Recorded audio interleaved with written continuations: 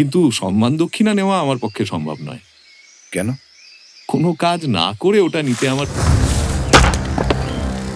ঠিক তখনই অর্জুন এক লাফে গিয়ে মঙ্গলময় বাবুকে টেনে সরিয়ে দিতেই পাশের নারকোল গাছ থেকে দুটো নারকোল তাঁর চেয়ারে আছড়ে পড়ল। নারকোল দুটোর ওজন এবং গতির কারণে কাঠের চেয়ারের একটা হাতল অবধি ভেঙে টুকরো হয়ে গেল। থরথর করে কাঁপছিলেন মঙ্গলময় বাবু। তাঁর মুখ রক্তশূন্য। কোনো রকমে অর্জুনের ডান হাতের কনুই আঁকড়ে দাঁড়িয়েছিলেন। ভয় পাবেন না, এটা স্রেফ একটা অ্যাক্সিডেন্ট। কিন্তু আপনি যদি আমাকে টেনে সরিয়ে না দিতেন।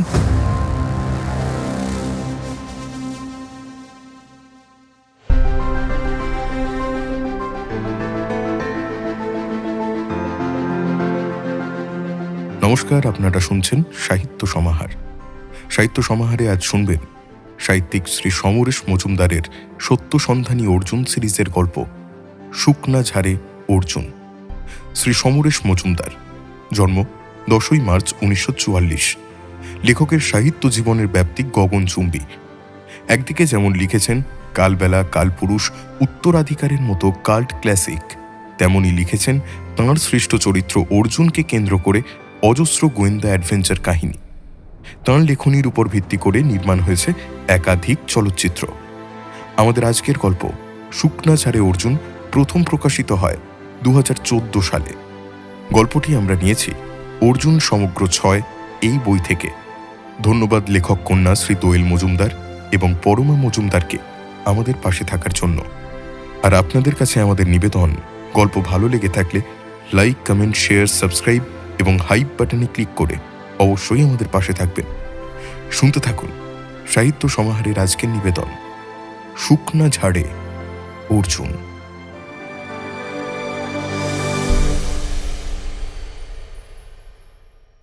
गाड़ी बुला रही है, सीटी बजा रही है, चलना ही जिंदगी है। বাইরে বৃষ্টি পড়ছে অঝোরে। জলপাইগুড়ি রোড স্টেশনে যখন অর্জুন ট্রেনে উঠেছিল তখন বৃষ্টি ছিল টিপটিপে। 12:30 ট্রেন এসেছিল 1:15-তে। এমন কিছু দেরি নয়। বৃষ্টিটা নামলো ময়নাগুড়ি স্টেশন পার হতে। একেবারে হুড়মুড়িয়ে বৃষ্টি। ভর দুপুরেই প্রায় অন্ধকার এবং জলের দেওয়াল এমনভাবে পথ আটকালো যে ট্রেনের ড্রাইভার ট্রেন থামিয়ে দিতে বাধ্য হলো। হাতির পারাপার হওয়ার এলাকাটা এখান থেকে অনেকটা দূরে। থেমে যাওয়ার কারণ যে বৃষ্টি, তা বুঝতে অর্জুনের খুব একটা অসুবিধে হলো না। 3 ঘন্টা দেরিতে চলছে ট্রেন। এই দেরি নিয়ে চিন্তা করে লাভ নেই ভাই। 3টা বেড়ে 6 থেকে 9 ঘন্টা হলেও যখন মেনে নেওয়া ছাড়া কোনো উপায় নেই, তখন যতটা পারো ঘুমিয়ে নাও। জব্বর বৃষ্টি নেমেছে। আহা! মানুষটিকে ভালো করে দেখলো অর্জুন। ফর্সা, নাদুস নুদুস চেহারা, গোলগাল মুখ, দাড়ি কামানো, কিন্তু স্যার আশুতোষের মতো গোঁপ। গোল গোল চশমার কাছের ভেতর দিয়ে হাসি হাসি চোখ। মাথার সামনের দিকটায় চকচকে টাক। দেখলেই যেন মনে হয় ভদ্রলোকের নাম হবে দোলগোবিন্দ গোছের কিছু একটা। এই নামটা অর্জুন কোনো গল্পের বইতে পড়েছে, ভুলেই গিয়েছিল একদম। এঁকে দেখে ভুস করে উঠে এলো মনের অতল থেকে। দোলগোবিন্দবাবু চোখ বন্ধ করলেন। কেউ কেউ বসেই চমৎকার ঘুমোতে পারে, ইনিও সেই দলেই পড়েন। বাইরের মেঘ আর বৃষ্টি সময়টা বুঝতে দিচ্ছে না। হাতঘড়ির ব্যবহার বন্ধ হয়ে গিয়েছে মোবাইল কেনার পর থেকে। মাঝে ট্রেন চলেছিল ঘণ্টাখানেক খুঁড়িয়ে খুঁড়িয়ে, থেমেছে আর এগিয়েছে। এই এসি 3 টায়ারে যাত্রীর সংখ্যা বেশি নয়, বেশিরভাগই শুয়েই সময় কাটাচ্ছে। চোখ খুললেন দোলগোবিন্দবাবু। বসে থেকে লাভ নেই, ঘুমিয়ে পড়ো, ঘুমিয়ে পড়ো। এখানেই সন্ধে হয়ে গেল। সামনে অনেকগুলো নদী রয়েছে, যদি কোনো ব্রিজ ভেঙে যায় তো হয়ে গেল। তুমি কি হে, ভবিষ্যৎ নিয়ে এত ভাবছো কেন? যদি এই হয়, যদি ওই হয়। আরে বর্তমান নিয়ে একটু ভাবো। তাহলে তো বৃষ্টির শব্দ শোনা ছাড়া কিছু করার নেই। একই জানলার কাজ ঘষা, তার উপর বাইরের পৃথিবীটা অন্ধকারে ডুবে আছে। কিন্তু দেখো, এই দুর্যোগেও তোমার জামা প্যান্ট ভেজেনি, জলের তোড়ে তুমি ভেসে যাচ্ছ না। বাইরের অনেক মানুষ কিন্তু এই মুহূর্তে তোমার মতো নিরাপদে নেই। আমি তো এই জন্য এতক্ষণ ভগবানকে ধন্যবাদ দিচ্ছিলাম। আপনি কি এই লাইনে প্রায়ই যাতায়াত করেন? হ্যাঁ ভাই, রেলে চাকরি করতাম। অবসর নেওয়ার পর একটা পাস দেওয়া হয়েছে আমাকে। ভারতীয় রেলে যেখানে ইচ্ছে যেতে পারি। ভালো না লাগলেই বেরিয়ে পড়ি। কোথাও যাওয়ার প্ল্যান করে বের হই না, এই ট্রেনে 2-3 দিন কাটিয়ে বাড়ি ফিরে যাই। বেশ চেঞ্জ হয়, বুঝলে? অর্জুন অবাক হয়ে মানুষটিকে দেখল। প্রয়োজন ছাড়াই ইনি ট্রেনে চেপে ঘুরে বেড়ান। তারপরই মনে হলো সব মানুষের প্রয়োজনের চেহারাটা একরকম নাও হতে পারে। একটি বিশেষ জায়গায় থাকতে থাকতে যদি এর একঘেয়েমি লাগতে শুরু করে, তাহলে সেটা দূর করার প্রয়োজনে উনি ট্রেনে চেপে বৈচিত্র্য আনতেই পারেন। তা আপনি কি সেভাবেই এখন সফর করছেন? সফর? বাহ, এই শব্দটা বাঙালিরা সাধারণত ব্যবহার করে না। ধরে নিতে পারো সেই রকমই। প্রতিবারই যখন যাই তখন কত মানুষের সঙ্গে আলাপ হয়। একবার এক কুখ্যাত খুনির সহযাত্রী ছিলাম। কি ভালো ব্যবহার! পুলিশ যখন ট্রেনে উঠে তাকে গ্রেপ্তার করলো, তখন জানতে পারলাম সে খুনি। এই যে তোমার সঙ্গে আলাপ হলো, এটাও তো পাওয়া। এই নাও, খাও। না না, থাক। তাও তো বটে, অপরিচিত সহযাত্রীর দেওয়া খাবার খেতে রেল থেকে নিষেধ করেছে। কত লোক সর্বশান্ত হয়ে গেল এইভাবে।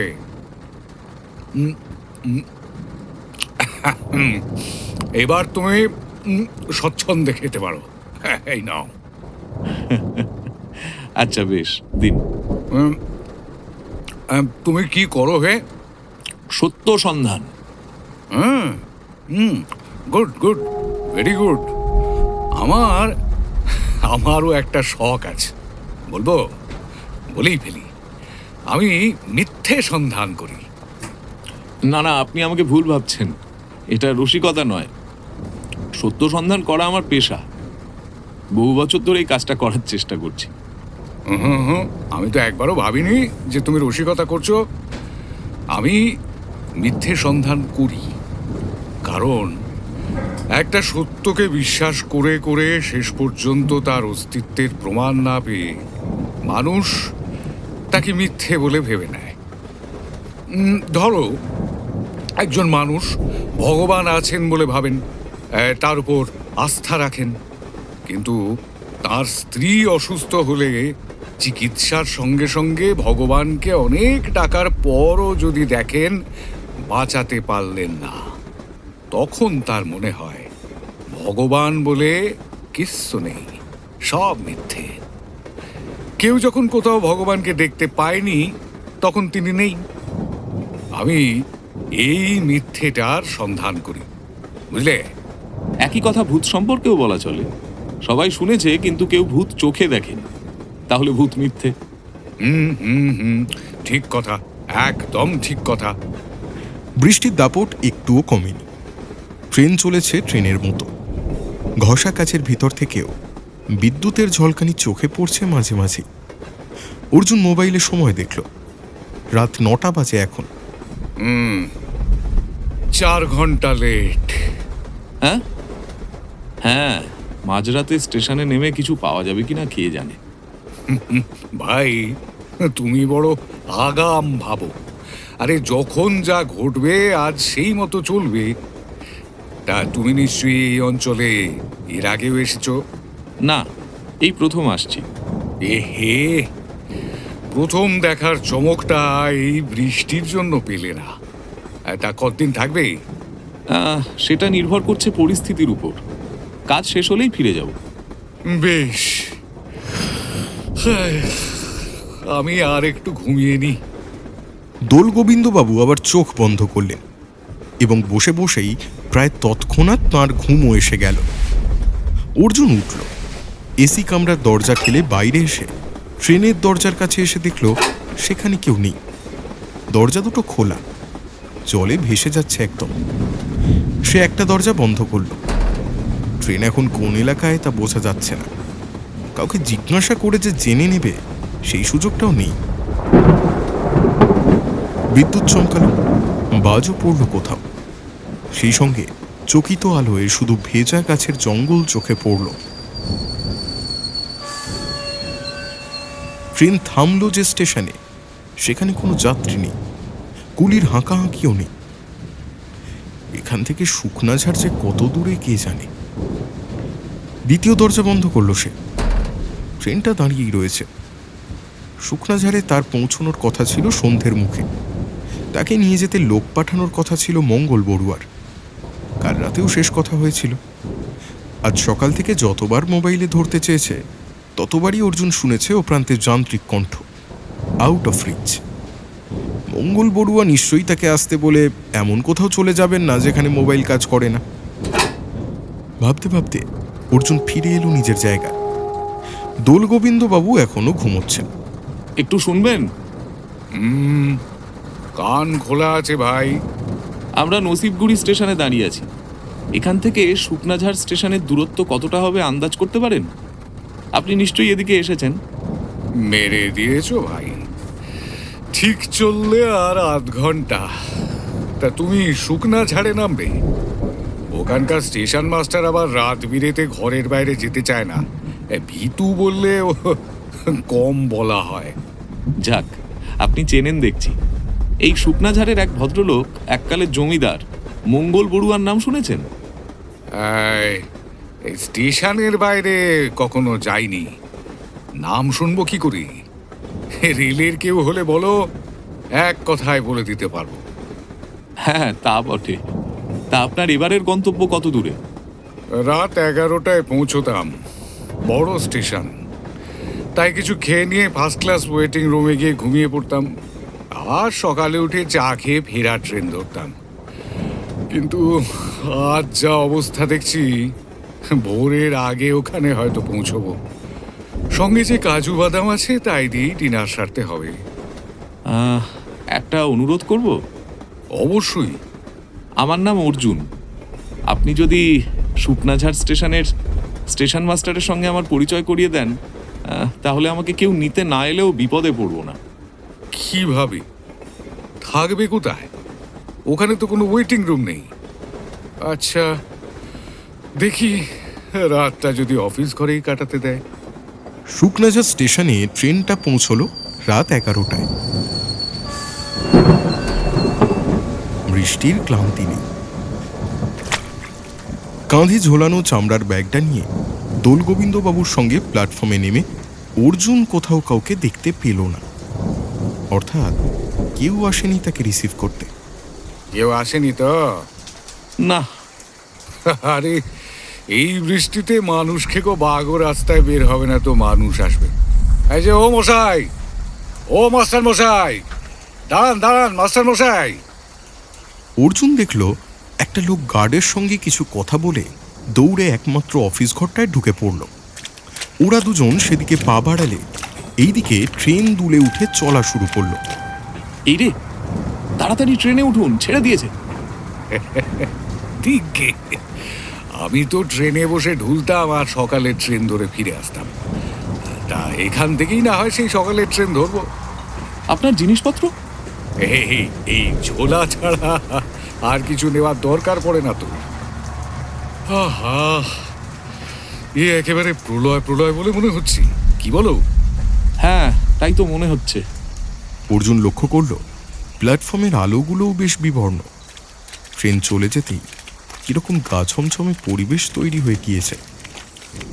অফিস ঘরের দরজা অবশ্য ভিতর থেকে বন্ধ। দোলগোবিন্দবাবু গলা চড়ালেন, ওহে মাস্টার, দরজা খোলো। ও মাস্টার, মাস্টার, ও মাস্টার, আরে আমায় দেখলেই চিনতে পারবে, দরজা খোলো। ও মাস্টার। কোনো প্রতিক্রিয়া হলো না।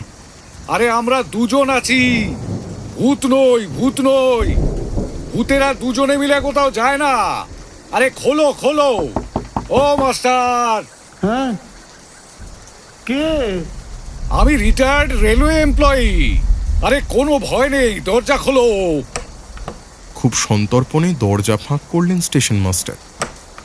ভিতরে চেন লাগানো আছে যাতে বাইরের লোকজন জোর করে ঢুকে পড়তে না পারে। কুতকুতে চোখ দুটো খানিকটা সময় জরিপ করলো ওদের। আপনারা আপনারা কি এই ট্রেন থেকে নেমেছেন? হ্যাঁ, আচ্ছা ভিতর টিম, আমাকে আগে কখনো দেখেননি? হ্যাঁ, দেখেছি। আচ্ছা, এবার দরজা তো খোলো। হ্যাঁ হ্যাঁ হ্যাঁ হ্যাঁ, কিছু মনে করবেন না। আমার উপর অর্ডার আছে রাত 10টার পরে দরজাটা না খুলতে। চারধারে রেলের যাবতীয় জিনিসপত্র আলমারিতে ঠাসা। একটা টিকিট কাউন্টার আছে যেটা এখন বন্ধ। ওপাশে একটা ক্যাম্প খাটে বিছানা পাতা, তার ওপাশে স্টোভ, ঝুড়িতে সবজি, থালা বাসন। হ্যাঁ, খাওয়া দাওয়া নিশ্চয়ই হয়ে গেছে।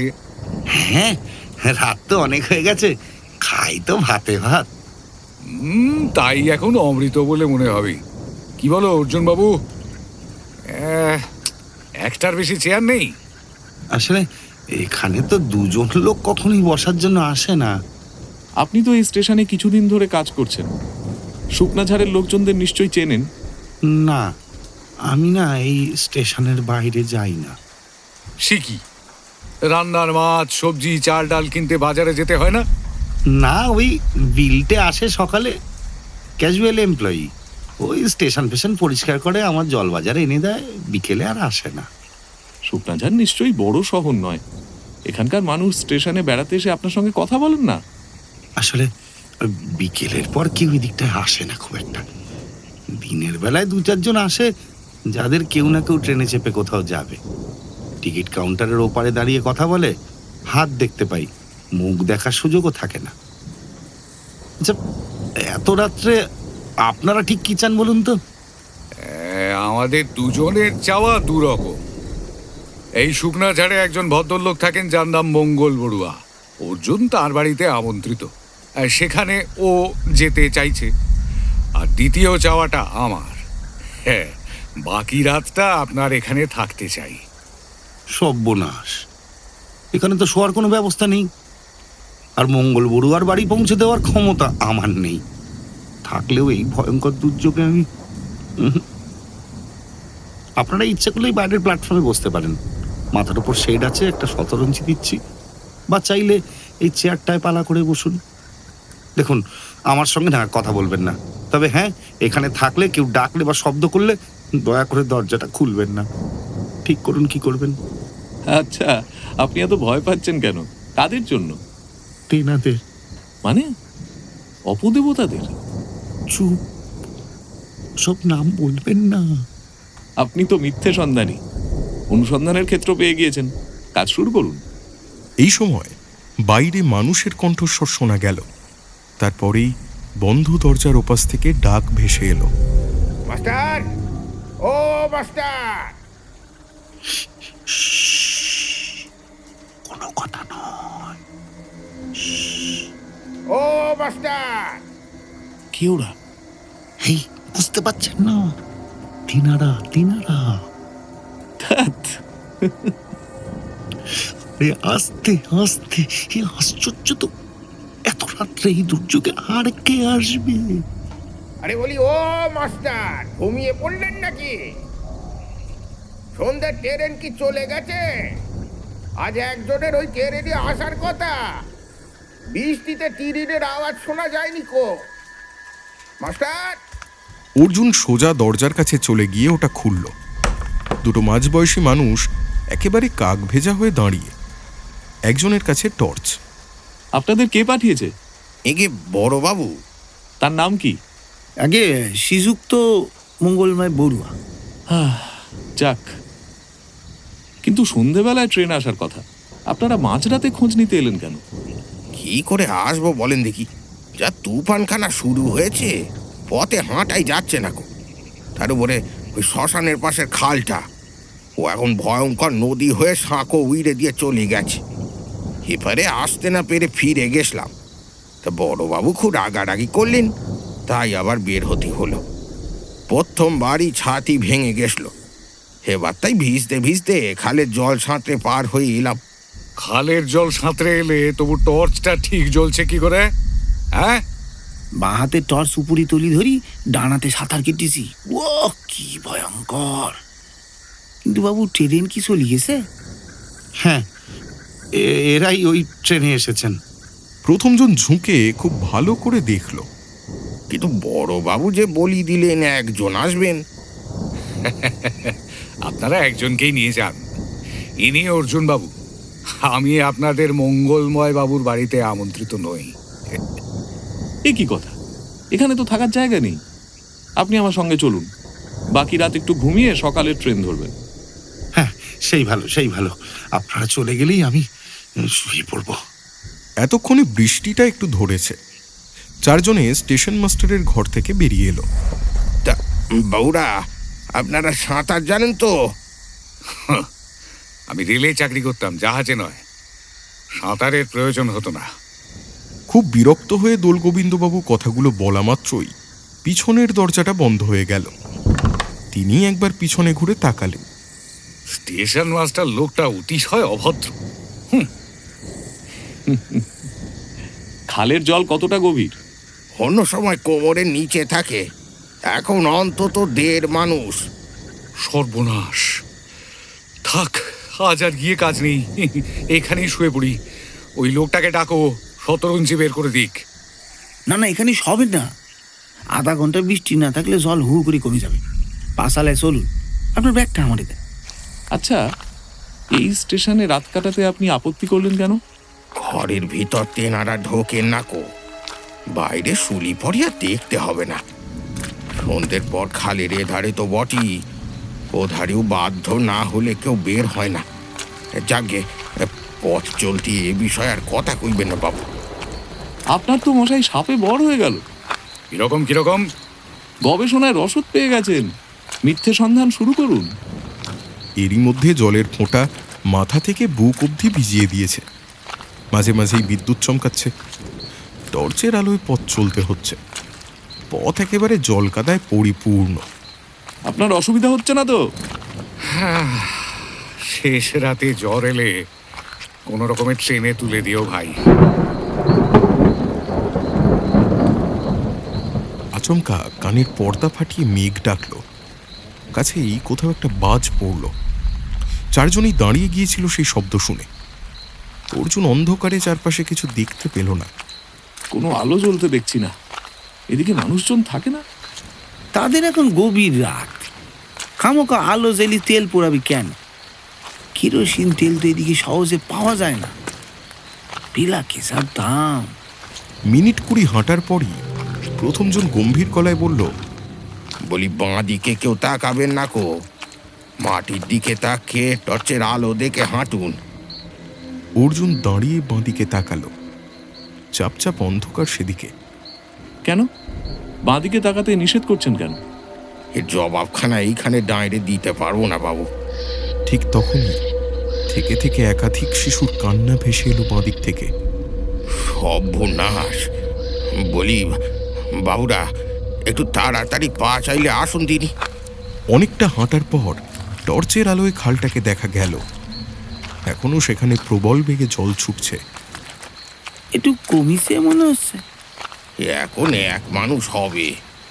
থাক, আমি স্টেশনে ফিরে যাচ্ছি। সে কি? কেন? মাথার উপর দিয়ে জলের স্রোত বইবে আর আমি হেঁটে খাল পার হব? এরা কি আমাকে উন্মাদ ভাবছে? অর্জুন চারপাশে আলো ফেলতে লাগলো। বাঁদিকের কোণে আলোটা পড়তেই মনে হলো ওখানে একটা চালা ঘর। আচ্ছা, ওই চালা ঘরটা কিসের?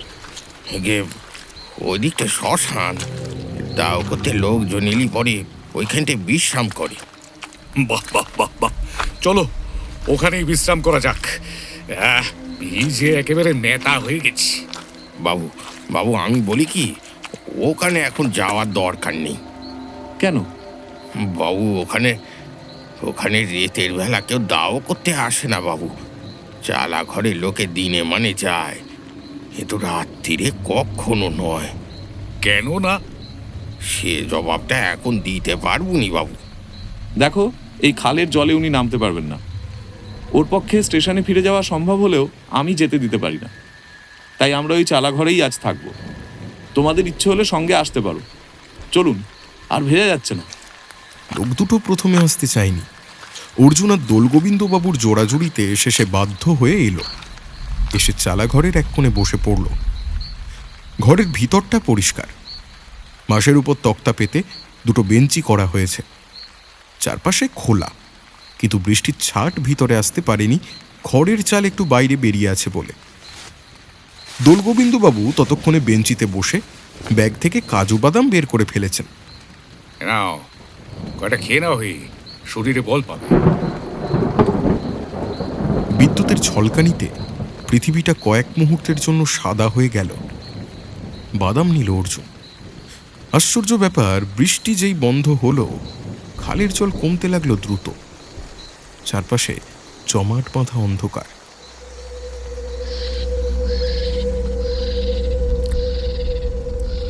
আশপাশের গাছে শকুনের বাসা আছে, তাই তো?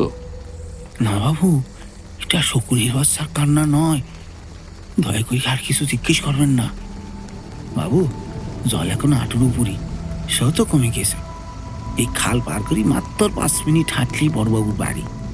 এই ভয়ঙ্কর জায়গায় না বসে দেখি দয়া করে চলেন, গিয়ে কিছু খেয়ে দিয়ে বিছানায় শুয়ে পড়বেন। শ্রীরাম, জয় রাম, জয় জয় রাম, জয় জয় রাম। দুজনেই একসঙ্গে রাম নাম জপ করতে লাগলো। উঠে দাঁড়ালো অর্জুন। ওদের বলো ফিরে যেতে। আমরা দুজনে দুটো বেঞ্চিতে বাকি রাতটা লম্বা হয়ে পড়ে থাকি। আলো ফুটলে তুমি যেও খাল পেরিয়ে, আর আমি স্টেশনে। ভেজা জামা প্যান্ট একটুও শুকোয়নি। এগুলো পরে থাকলে কাল জ্বর আসতে বাধ্য। এক যাত্রায় পৃথক ফল করবেন না, চলুন। আরে, আমরা কি একসঙ্গে যাত্রা করেছি? ট্রেন থেকে তো একসঙ্গে নেমেছি, চলুন।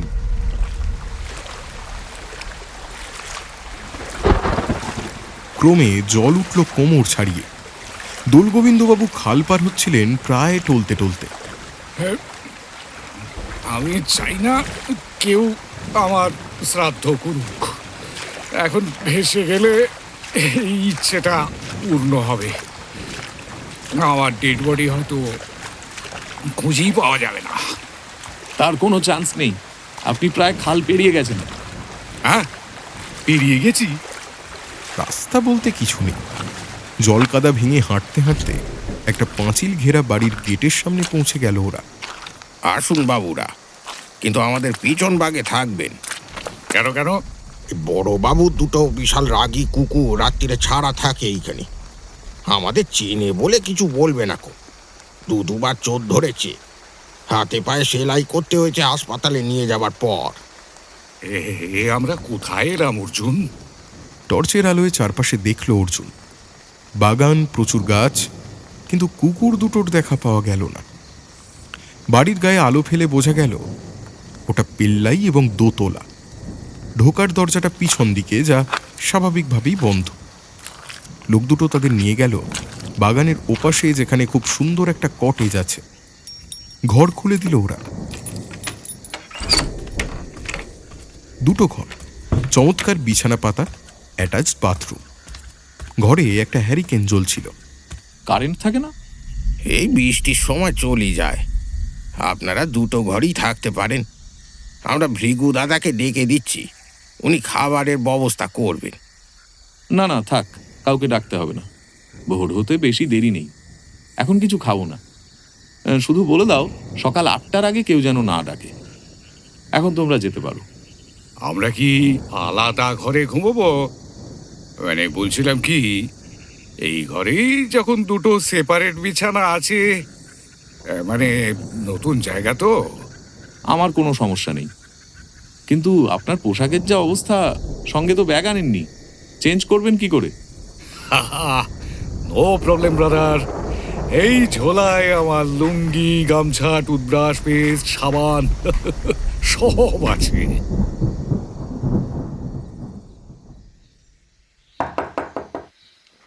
দরজায় সামান্য শব্দ হতেই ঘুম ভেঙে গেল অর্জুনের। উঠে পড়ল সে। দোলগোবিন্দবাবু বিছানায় রাখা চাদর আপাদমস্তক মুড়ি দিয়ে ঘুমোচ্ছেন। দরজা খুলতেই অর্জুন দেখল একজন ভৃত্য গোছের লোক হাতে চায়ের ট্রে নিয়ে দাঁড়িয়ে। অর্জুন সরে দাঁড়ালে লোকটা ট্রেটা নামিয়ে রাখলো টেবিলের ওপর। চা আর বিস্কিট। আপনার নাম ভৃগু? হ্যাঁ, আমাকে আপনি বলবেন না, আমি এবারই চাকর। মঙ্গলময় বাবু উঠেছেন? হ্যাঁ, অনেকক্ষণ। স্নান করে পুজোয় বসেছেন। পুজো কখন শেষ হবে? ঠিক 9টায়। শাঁখের আওয়াজ পাবেন। বাবু হুকুম দিয়েছেন আপনাদের যেন কোনো অযত্ন না হয়। আর জলখাবার কখন দেব বাবু? যত তাড়াতাড়ি সম্ভব। পেটে ছুঁচো ডন মারছে। চাদর মুড়ি দিয়েই কথাগুলো বললেন দোলগোবিন্দবাবু। ভৃগু একবার দোলগোবিন্দবাবুর দিকে তাকালো। 8 ঘন্টার মধ্যে দিচ্ছি। আর কপালে কি লেখা আছে তা কেউ বলতে পারে না। এতক্ষণে আমার ফিরতি ট্রেনে বসে ঢোলার কথা, অথচ দেখো তোমার কল্যাণে দামি চা খাচ্ছি। কিন্তু আমি ভাবছি, মঙ্গলবাবুকে তুমি আমার কি পরিচয় দেবে? উনি তো আমাকে চেনেন না, আমন্ত্রণ জানানোর প্রশ্নই নেই। অথচ আমি এসেছি, এসে জুড়ে বসেছি। তাছাড়া তুমি তো আমার পরিচয় দূরের কথা, নামও জানো না। কি বলবে ওকে? কি হলো, চুপ করে আছো? আপনি রেলে চাকরি করতেন, একটু উপরের দিকের চাকরি। On promotion. অবসর নিয়েছেন বেশ কয়েক বছর আগে। আমার বলা কথা আমাকেই শোনাচ্ছ হে? আমার বিশ্বাস হয় আপনি অবিবাহিত, আর নয়তো বিপত্নিক। হ্যাঁ, মায়ের কাছে প্রতিজ্ঞা করেছিলাম বোনেদের বিয়ে না দিয়ে নিজে বিয়ে করব না। এটা ছোট বোনটার বিয়ে দিলাম যখন, তখন আমি 43। তারপর আর বিয়ে করে কি হবে? বললাম না, মা কিছু বলেননি? স্কোপ পাননি, তার আগেই ওপরে। কিন্তু এই ব্যাপারটা কি করে বুঝলে হে? আপনি যে জীবনযাপন করছেন তা কোনো স্ত্রী অ্যালাউ করবে না। তাই মনে হলো হয় তিনি নেই, নয় কখনো আসেনি। আচ্ছা, কিন্তু আমার নাম তুমি জানো না, কি বলবে ওকে? আমি যদি ওকে বলি আপনার নাম জগদীশ বাবু, তাহলে উনি তাই মেনে নেবেন। যদি বলি দোলগোবিন্দ বাবু, তাহলেও অস্বীকার করবেন না। এখানে কেউ আপনাকে চেনে না। আর শেক্সপিয়ার সাহেব তো বলেই গেছেন, নামে কি এসে যায়, গোলাপকে যে নামেই ডাকো সে সুগন্ধ ছড়াবেই। কিছুক্ষণ হাঁ করে তাকিয়ে রইলেন দোলগোবিন্দবাবু।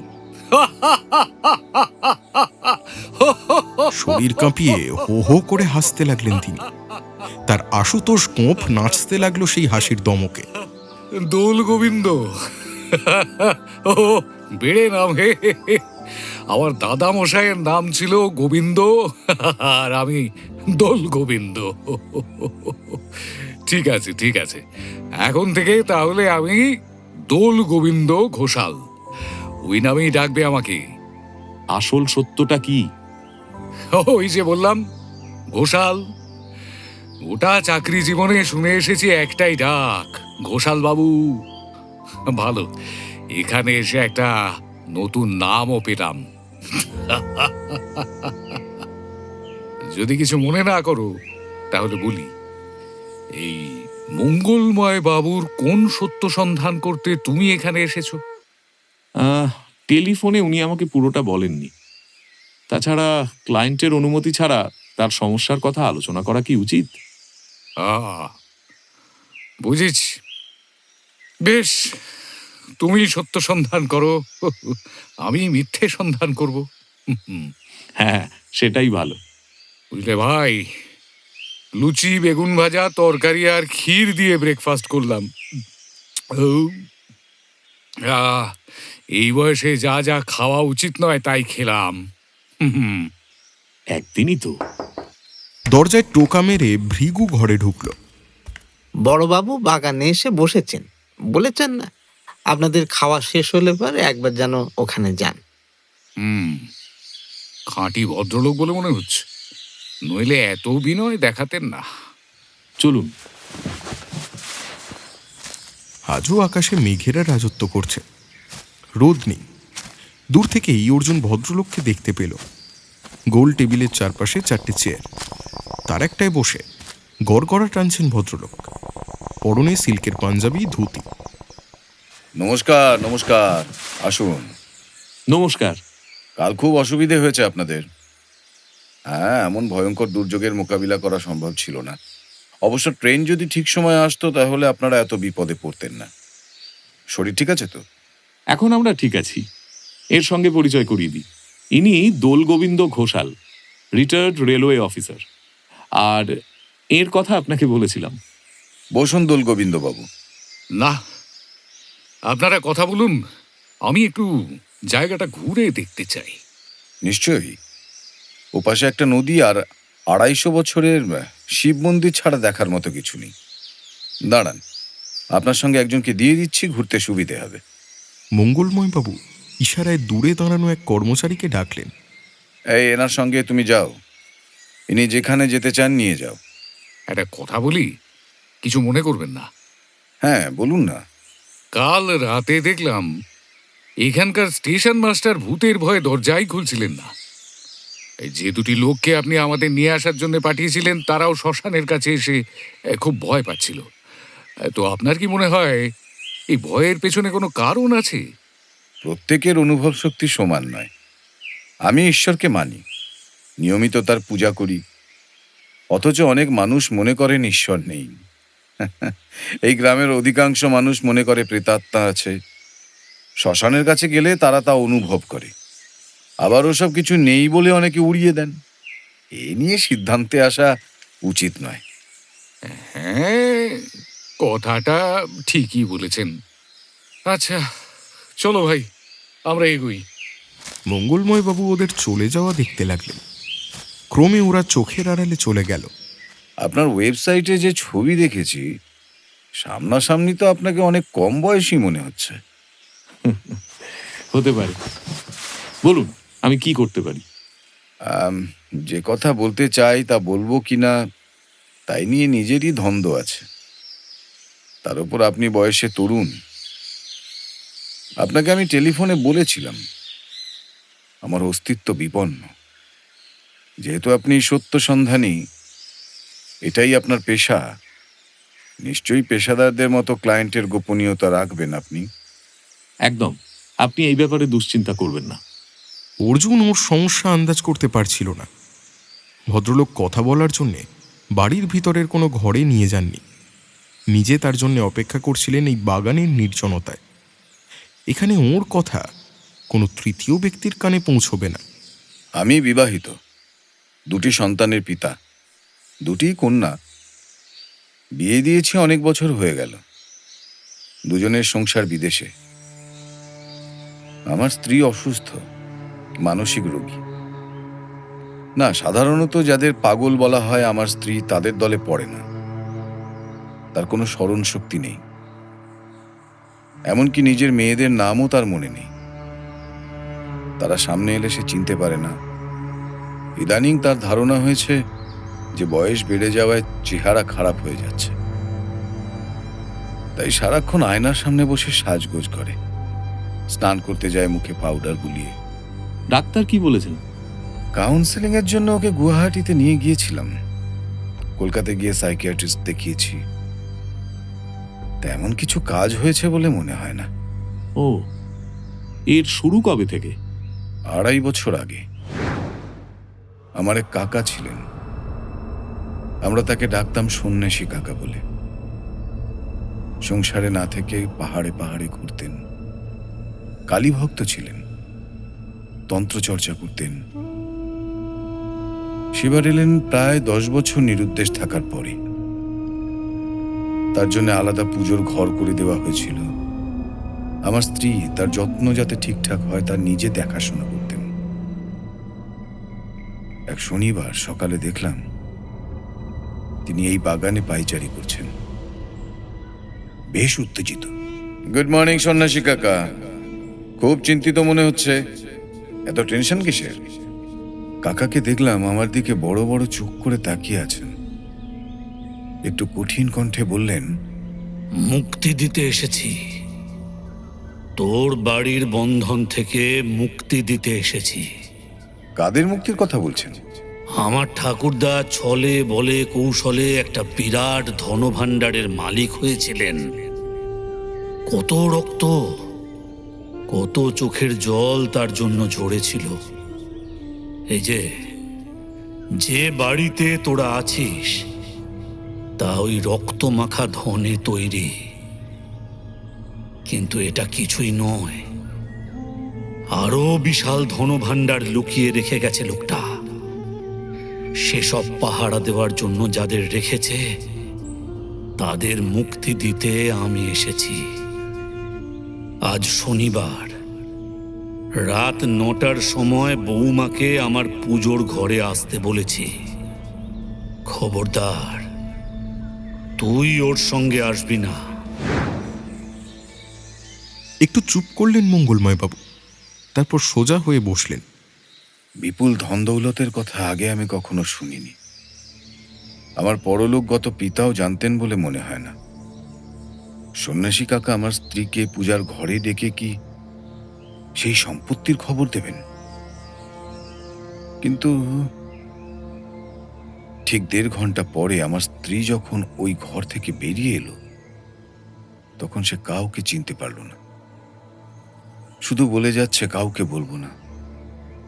কি কথা বলবে না জিজ্ঞাসা করতে ফ্যাল ফ্যাল করে তাকিয়ে থাকে। সন্ন্যাসী কাকাকে পূজার ঘরে পাওয়া যায়নি। শুনেছি তান্ত্রিকদের অনেক ক্ষমতা থাকে। মাঝে মাঝে মনে হচ্ছে আমার স্ত্রীর মস্তিষ্ককে ওই সন্ন্যাসী কাকা লকারের মতো ব্যবহার করেননি তো? চমকে উঠল অর্জুন। লকারের ভিতরে কিছু রেখে চাবি দিয়ে দিলে সেটা থেকে অন্যদের পক্ষে জিনিসটা বের করে আনা প্রায় অসম্ভব ব্যাপার। এক্ষেত্রে কি ওই ভদ্রমহিলার মস্তিষ্কে কোনো তথ্য ঢুকিয়ে দিয়ে তার স্মরণশক্তি অকেজো করে দেওয়া হয়েছে? সেক্ষেত্রে চেষ্টা করেও তিনি মনে করতে পারবেন না তার কাছে কি গোপন তথ্য রয়েছে। আবার লকার খোলার মতো ওই সন্ন্যাসী কাকা এসে স্মরণশক্তি ফিরিয়ে দিলেই মিসেস বড়ুয়া ঝটপট মনে করতে পারবেন তথ্যটির কথা। মিস্টার বড়ুয়া, আপনি ফোনে বলেছিলেন আপনার অস্তিত্ব বিপন্ন। এখনো পর্যন্ত যা শুনলাম তার সঙ্গে আপনার অস্তিত্বের কি সম্পর্ক তা আমি বুঝতে পারছি না। যা বললেন তা আপনাদের পারিবারিক ব্যাপার। আপনি বললেন মিসেস বড়ুয়াকে গুয়াহাটি ও কলকাতায় সাইকিয়াট্রিস্টদের কাছে নিয়ে গিয়েছিলেন, তার কাউন্সিলিংও হয়েছিল। ওই ডাক্তারবাবুরা কি একই সন্দেহ করেছেন? কেউ মাথায় কিছু ঢুকিয়ে দিতে স্মৃতির ঘরে তালা লাগিয়ে দিয়েছে? ওদের কি বক্তব্য? ওরা ওর সঙ্গে কথা বলে দেখেছেন। কয়েকটা প্রশ্নের উত্তর ঠিক অথবা ভুল দেওয়ার পরেই ও বোবা হয়ে যাচ্ছে। ওদের সামনে যেন একটা দেয়াল এসে যাচ্ছে যা ওরা কিছুতেই ভেদ করতে পারেনি। আমি আপনাকে বলেছি যে আমার অস্তিত্ব বিপন্ন। সন্ন্যাসী কাকার কথা সত্যি হলে তিনি তার ঠাকুরদার বহাল করা পাহারাদারদের মুক্তি দিতে এসেছিলেন। যদি তা দিয়ে থাকেন তাহলে তারা কোথায় গেল? বুঝতে পারছেন, এতকাল যারা পাহারায় ছিল তারা কখনোই মানুষ হতে পারে না। তারা নিশ্চয়ই বন্দী হয়েছিল বলে প্রতিহিংসা পরায়ণ হবে। ঠাকুরদা নেই, বংশে আমি আর কাকা বেঁচে আছি। অবশ্য কাকা এখন আছেন কিনা তা জানি না। সেই চলে যাওয়ার পর আর তার কোনো খবর পাইনি। তাই আমাকেই ওরা টার্গেট করবে। ইতিমধ্যে তাদের অস্তিত্ব গ্রামের মানুষ নানাভাবে জানতে পেরেছে। দ্বিতীয়ত, আমার স্ত্রীর স্মৃতি যদি ব্লক করে দেওয়া সম্ভব হয়ে থাকে, আমার উপরেও সেই অপশক্তির প্রয়োগ করা হতে পারে, তাই না? আপনার মেয়েরা এসব জানেন? না, এতটা ডিটেলসে জানে না। ছোট মেয়ে থাকে বস্টনে। ও প্রায়ই বলছে ওখানে যেতে। ওর মায়ের চিকিৎসা আরো ভালোভাবে করাতে চায়। কিন্তু যাব বললেই তো আর যাওয়া যায় না। আমার স্ত্রীর পাসপোর্ট নেই, আর এরকম মানসিক পরিস্থিতিতে ভিসা তো দূরের কথা, পাসপোর্টই পাবে না সে। আর আমার বড় মেয়ে থাকে সিডনিতে। আপনার কথা সেই বলল। ল্যাপটপে আপনার কথা পড়ার পর মনে হলো যোগাযোগ করি। এখন যদি আপনি সাহায্য করতে পারেন। না মিস্টার বড়ুয়া, সাইকিয়াট্রিস্টরা যখন সক্ষম হননি তখন আপনার স্ত্রীর মনে কি কথা লুকিয়ে রাখা হয়েছে তা আমার পক্ষে জেনে নেওয়া সম্ভব নয়। আর আপনি যাদের মুক্ত পাহারাদার বলছেন তাদের অস্তিত্বে আমি বিশ্বাস করি না। আশা করি আপনাকে বোঝাতে পেরেছি। এর অর্থ হলো আপনি আমাকে সাহায্য করতে পারবেন না? না, এক্ষেত্রে আমার সেই ক্ষমতা নেই। তাহলে তো আপনাকে মিছে মিছে এত কষ্ট দিলাম, আমারই দুর্ভাগ্য। কিন্তু আপনি আমার অনুরোধে সময় নষ্ট করে এসেছেন, তাই আমার তরফে সামান্য সম্মান দক্ষিণা দিতে চাই। আপনি কি আজই ফিরে যাবেন? হ্যাঁ, কিন্তু সম্মান দক্ষিণা নেওয়া আমার পক্ষে সম্ভব নয়। কেন? কোনো কাজ না করে ওটা নিতে আমার... ঠিক তখনই অর্জুন এক লাফে গিয়ে মঙ্গলময় বাবুকে টেনে সরিয়ে দিতেই পাশের নারকোল গাছ থেকে দুটো নারকোল তাঁর চেয়ারে আছড়ে পড়ল। নারকোল দুটোর ওজন এবং গতির কারণে কাঠের চেয়ারের একটা হাতল অবধি ভেঙে টুকরো হয়ে গেল। থরথর করে কাঁপছিলেন মঙ্গলময় বাবু, তাঁর মুখ রক্তশূন্য। কোনো রকমে অর্জুনের ডান হাতের কনুই আঁকড়ে দাঁড়িয়েছিলেন। ভয় পাবেন না, এটা স্রেফ একটা অ্যাক্সিডেন্ট। কিন্তু আপনি যদি আমাকে টেনে সরিয়ে না দিতেন তাহলে আমার মাথা চুরমার হয়ে যেত। নারকোল দুটো তুলে টেবিলের উপর রাখল অর্জুন। কথাটা সত্যি, ভাগ্যিস সে উপরের দিকে তাকিয়েছিল, তা না হলে আজ মৃত্যু অবধারিত ছিল ভদ্রলোকের। মোটা শুকিয়ে গেলে কখনো কখনো নারকোল গাছ থেকে পড়ে যায়, কিন্তু দুটো নারকোল একসঙ্গে পড়েছে বলে কখনো শুনিনি। অর্জুন নারকোলের যে অংশ গাছের সঙ্গে ছিল তা ভালো করে পরীক্ষা করল। অদ্ভুত ব্যাপার, ছেঁড়া জায়গাটা দেখে মনে হচ্ছে কেউ জোর করে নারকোলটা ছিঁড়েছে। কিন্তু কে ছিঁড়বে? হাওয়ারও এমন কোনো বেগ নেই যে তার ধাক্কায় ঘটনাটা ঘটেছে বলে মনে হতে পারে। আমি আপনাকে বলেছিলাম আমার জীবন বিপন্ন। অনুমানটা যে ভুল নয় তা নিশ্চয়ই বুঝেছেন। না, বুঝিনি। একটা কাকতালীয় ঘটনাকে প্রমাণ হিসেবে মেনে নেওয়া যায় না। আপনার কি মনে হয়, আপনাকে যারা মারতে চাইছে তারা যদি এই বাগানের গাছে গাছে ঘুরে বেড়ায় তো দুটো নারকেল ছুঁড়ে থেমে যাবে কেন? এই 2.5 বছরে অনেকভাবে কাজটা করতে পারত। একটু ভেবে দেখুন। ঠিক আছে, আপনি এখন বিশ্রাম করুন। সকালের ট্রেন নিশ্চয়ই চলে গেছে। বিকেলের ট্রেনের টিকিট কাটাতে লোক পাঠাচ্ছি। আর ওই ভদ্রলোক নিশ্চয়ই লাঞ্চের আগে চলে আসবেন।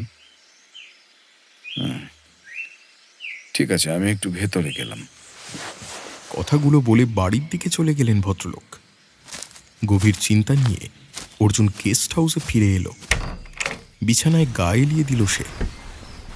সুস্থ মাথায় চিন্তা করলে পুরো ব্যাপারটাকে অলীক কল্পনা ছাড়া কিছুই মনে হবে না। শকুন ছানার কান্নাকে যেমন মানুষ ভূতের কান্না বলে ভুল বুঝে খুশি হয়, তেমনি। কিন্তু খটকা লাগছে একটা ব্যাপারে।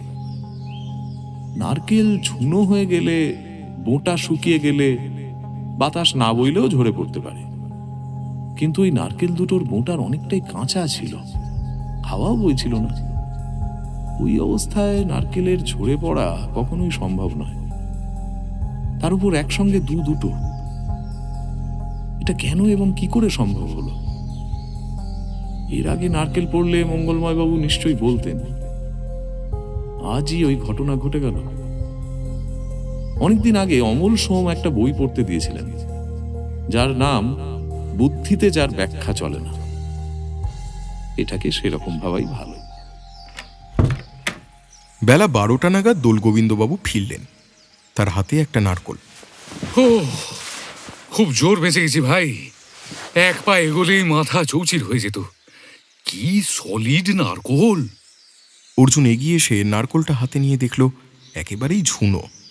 বোঁটার কাছটা শুকিয়ে খটখটে হয়ে আছে। এটা কোথায় পেলেন? নদীর ধারে একটা মন্দির আছে। আমি একটা নাস্তিক, তবু কৌতূহল হলো। জুতো পরে চাতালে উঠতেই ওপর থেকে ঝরে পড়লো। গাছটা একটু বেঁকে ছিল এখানে। ভগবানের ইচ্ছে ছিল না যে আমি দর্শন করি। আর এগোইনি, তবে নারকোলটাকে নিয়ে এলাম। মিছিমিছি কষ্ট করলেন, এর ভিতরে শ্বাস দূরের কথা জলও নেই। হ্যাঁ, জল শ্বাস কিছুই নেই? না, তবে স্মৃতি হিসেবে নিয়ে যেতে পারেন। নিন, স্নান করে ফেলুন। হাহ, এত তাড়াতাড়ি কোথাও বের হবে নাকি? এখনই না, তবে বিকেলের ট্রেন ধরবো, সময় আছে। হ্যাঁ, বাহ বাহ বাহ বাহ, খুব ভালো কথা। তোমার তো স্নান হয়ে গেছে, আমি যাচ্ছি।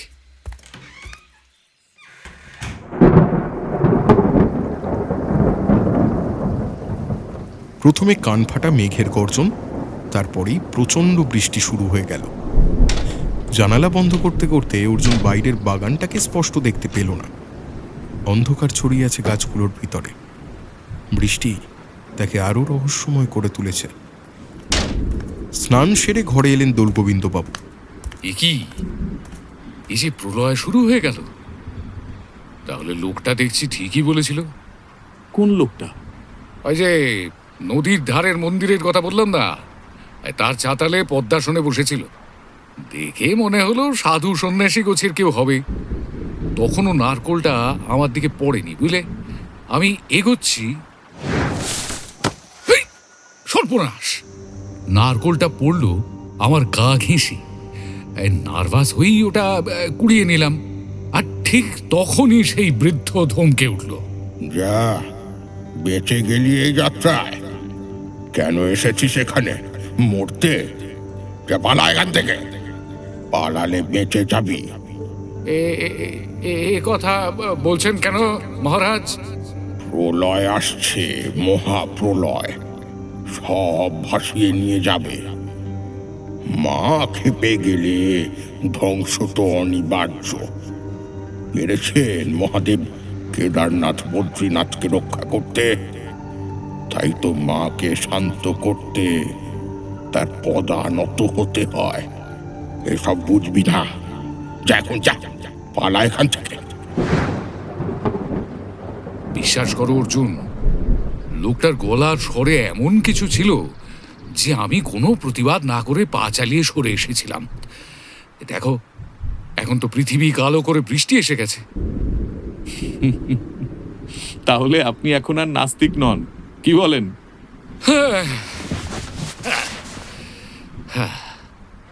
না, স্বধর্মচ্যুত হওয়ার কোনো কারণ এখনো তীব্র হয়নি। তা দেখো, নদীটা এখান থেকে 1.25 মাইল দূরে। কালকের বৃষ্টিতে জলও বেড়ে গেছে খুব। শুনলাম খালের সঙ্গে নদীর জল একাকার হয়ে গিয়েছিল কাল রাতে। তাহলে এত দূরে এসে ধ্বংস করার ক্ষমতা ওই নদীর হতে পারে না, কি বলো? হ্যাঁ, তবে ধ্বংস করার আগেই আমরা স্টেশনে গিয়ে ট্রেন ধরছি। তুমি বলেছিলে সত্য সন্ধান করো, আরে এখন তো কল্পনা বিলাসীর মতো কথা বলছো দেখছি। আরে খালের ওপরে যে ব্রিজ ছিল তা তো ভেঙে গেছে। এইরকম বৃষ্টি হলে আমরা খাল পার হতে পারবো?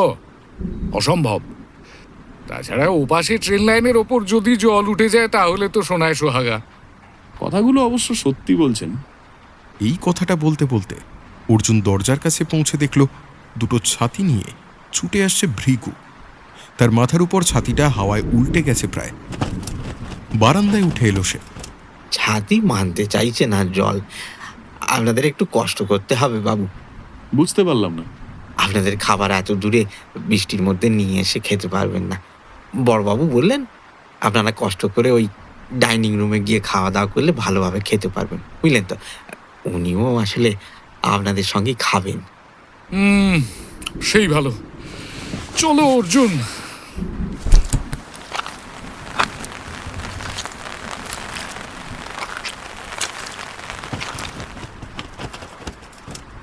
ওরা দুজনে ভৃগুর সাথে ডাইনিং রুমে এসে উপস্থিত হলো। মেহগনি কাঠের লম্বা টেবিল, চেয়ারগুলোও সুদৃশ্য। মঙ্গলময়বাবু মাঝের একটা চেয়ারে বসেছিলেন। এই রকম অবস্থা হবে তা আন্দাজ করতে পারিনি। আপনাদের অসুবিধে হচ্ছে বলে সত্যি আমি দুঃখিত। না না, বিন্দুমাত্র অসুবিধা হচ্ছে না। জল পড়ছে ঠিকই, কিন্তু আমরা তো আর জলে পড়ে নেই। নিশ্চয় এর আগে এখানে বন্যা হয়েছিল। তো আপনার এই বাড়ি পর্যন্ত নদীর জল এসেছিল? না, কখনোই না। এবার প্রকৃতি বিচিত্র ব্যবহার করছে। শুনলাম নদী আর খাল এক হয়ে গিয়েছে। হ্যাঁ, সেটাই তো সমস্যা। আপনাদের ট্রেনের টিকিট কাটতে লোক পাঠিয়েছিলাম। খালের জল এত বেড়েছে আর সেই সঙ্গে স্রোতও, বেচারা পার হতে পারলো না। যদি বিকেলের মধ্যে জল কমে যায় তাহলে আচ্ছা অর্জুন, মানে আমাদের কি আজই ফিরে যাওয়ার খুব দরকার আছে? শুনেছেন তো মহাপ্রলয় আসছে, কোন সাহসে থাকবেন? কি ব্যাপার? আরে শুনুন না, ঘটনাটা বলি। আমি তো এদিক ওদিক ঘুরতে ঘুরতে দোলগোবিন্দবাবু মন্দিরের সাধুর সমস্ত কথা শোনালেন। এখানে তো এরকম কোনো সাধু থাকে না। রেগো, আগে মন্দিরে নাকি একজন সাধু বাবা এসেছেন। কাল অবধি কেউ ছিলেন না বাবু, হয়তো আজকে এসেছেন। খবর নিতে কাউকে পাঠাবো? না থাক। দোলগোবিন্দবাবু, আপনি বোধহয় খাবার পছন্দ করছেন না। হ্যাঁ কি বলছেন? দারুণ খাবার। মুশকিল হলো এত খাবার খেতে ঠিক অভ্যস্ত নই। কি অর্জুন, হ্যাঁ রান্না কেমন? দোলগোবিন্দবাবু প্রশ্নটা করলেও অর্জুন কোনো উত্তর দিল না। অন্যমনস্ক দেখাচ্ছিল তাকে। খাওয়া শেষ হলে বেসিন থেকে ঘুরে এসে অর্জুন মঙ্গলময়বাবুকে জিজ্ঞাসা করল, বলছি, আপনার এই বাড়িতে এসে খাওয়া দাওয়া করলাম, মিসেস বড়ুয়ার সঙ্গে দেখা করলে কি আপনার আপত্তি আছে? দেখা করবেন? না না, আপত্তির কোনো কারণ নেই। তবে তিনি কখন কথা বলবেন কখন বলবেন না সেটা তার মর্জির ওপর নির্ভর করে। রেগো, আগে স্বর্ণলতাকে এখানে আসতে বলো তো। স্বর্ণলতা? বাহ, বেশ সুন্দর নাম। কাল থেকে টেলিফোনের লাইন ডেড হয়ে আছে, মোবাইলেও কোনো সাড়া শব্দ নেই। অদ্ভুত অবস্থা। হ্যাঁ, সেটাই দেখলাম। মাকে খবর দিতে পারলাম না, নেটওয়ার্ক নেই। ভৃগু ফিরে এলো। পিছনে একজন যুবতী, পরনে মেখলা, গায়ের রং একটু মাজা হলেও শরীরের গঠন একেবারে নিখুঁত, মুখশ্রীটিও সুন্দর।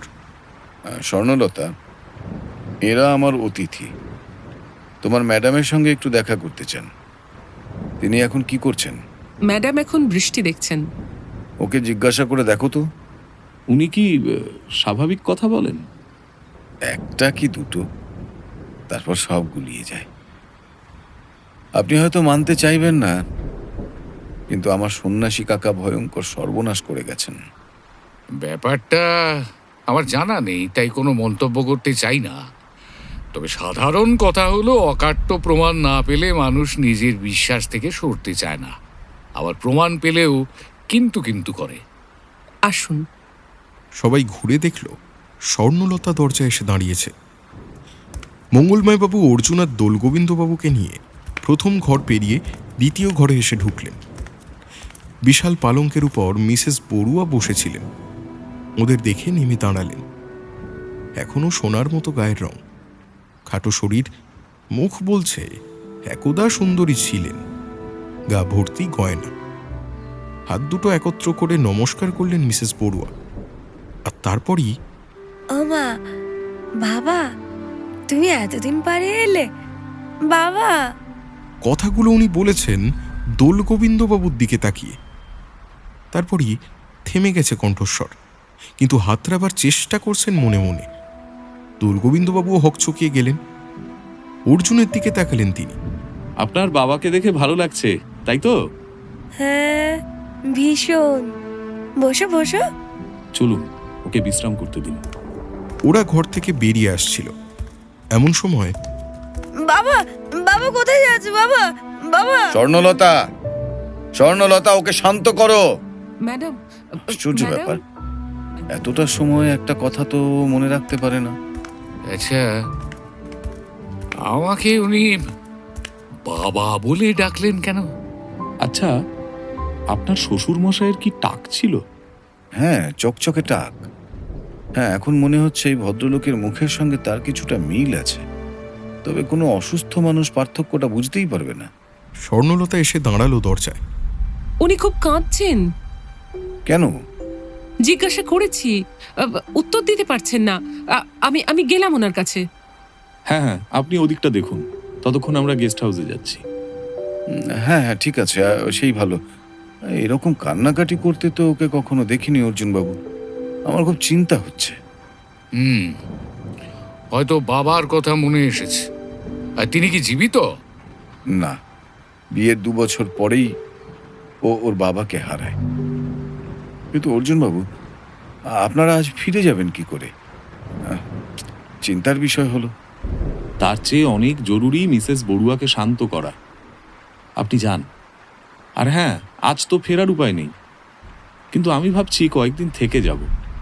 অনেক ধন্যবাদ। ভৃগু, বাবুদের ছাতি দিয়ে গেস্ট হাউসে পৌঁছে দাও। যাও। গেস্ট হাউসে এসে চেয়ারে বসলেন দোলগোবিন্দবাবু। আজ যাওয়া যাবে না তা তো বুঝতে পারছি, কিন্তু তুমি বললে এখানে কয়েকদিন থেকে যাবে। আমার তো এখানে থাকার কোনো মানে হয় না। কেন? কেন মানে? আমরা কেউ কাউকে চিনতাম না, ট্রেনে আলাপ হলো কিন্তু পরিচয় হলো না। আরে এখনো তুমি আমার নাম জানো না? হ্যাঁ, পাখি চক্রে আমি এলাম তোমার সঙ্গে। এরকম ঘটনা সচরাচর ঘটে। একদিন থাকলাম, কাল জল কমলে চলে যাব। সে কি? আমি ভেবেছিলাম আপনি আপনার কাজটা করবেন। কোন কাজ? মিথ্যে অনুসন্ধান। এখানে যেসব মিথ্যে চালু আছে সেগুলো খুঁজে বের করবেন।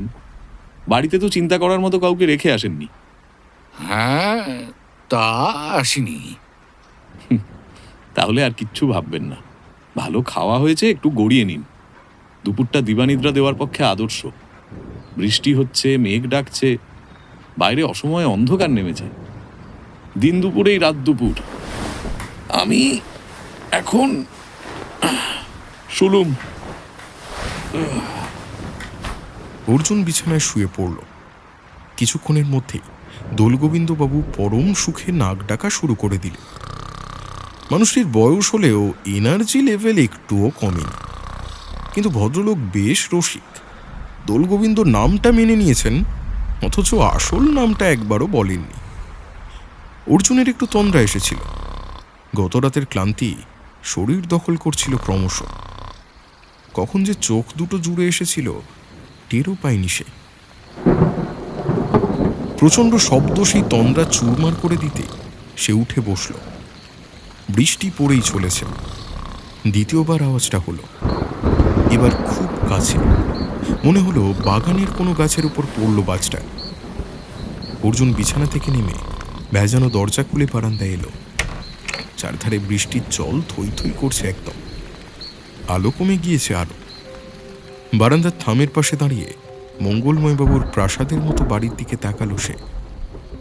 কোণের ঘরের বন্ধ জানালার কাছে এই অসময় আলোর প্রতিফলন। অর্জুন দাঁড়িয়ে দাঁড়িয়ে ভাবতে লাগলো, ওই ঘরে কে থাকেন? মঙ্গলময় বাবুও বলেছিলেন মিসেস বড়ুয়ার স্মৃতিতে কিছুই নেই।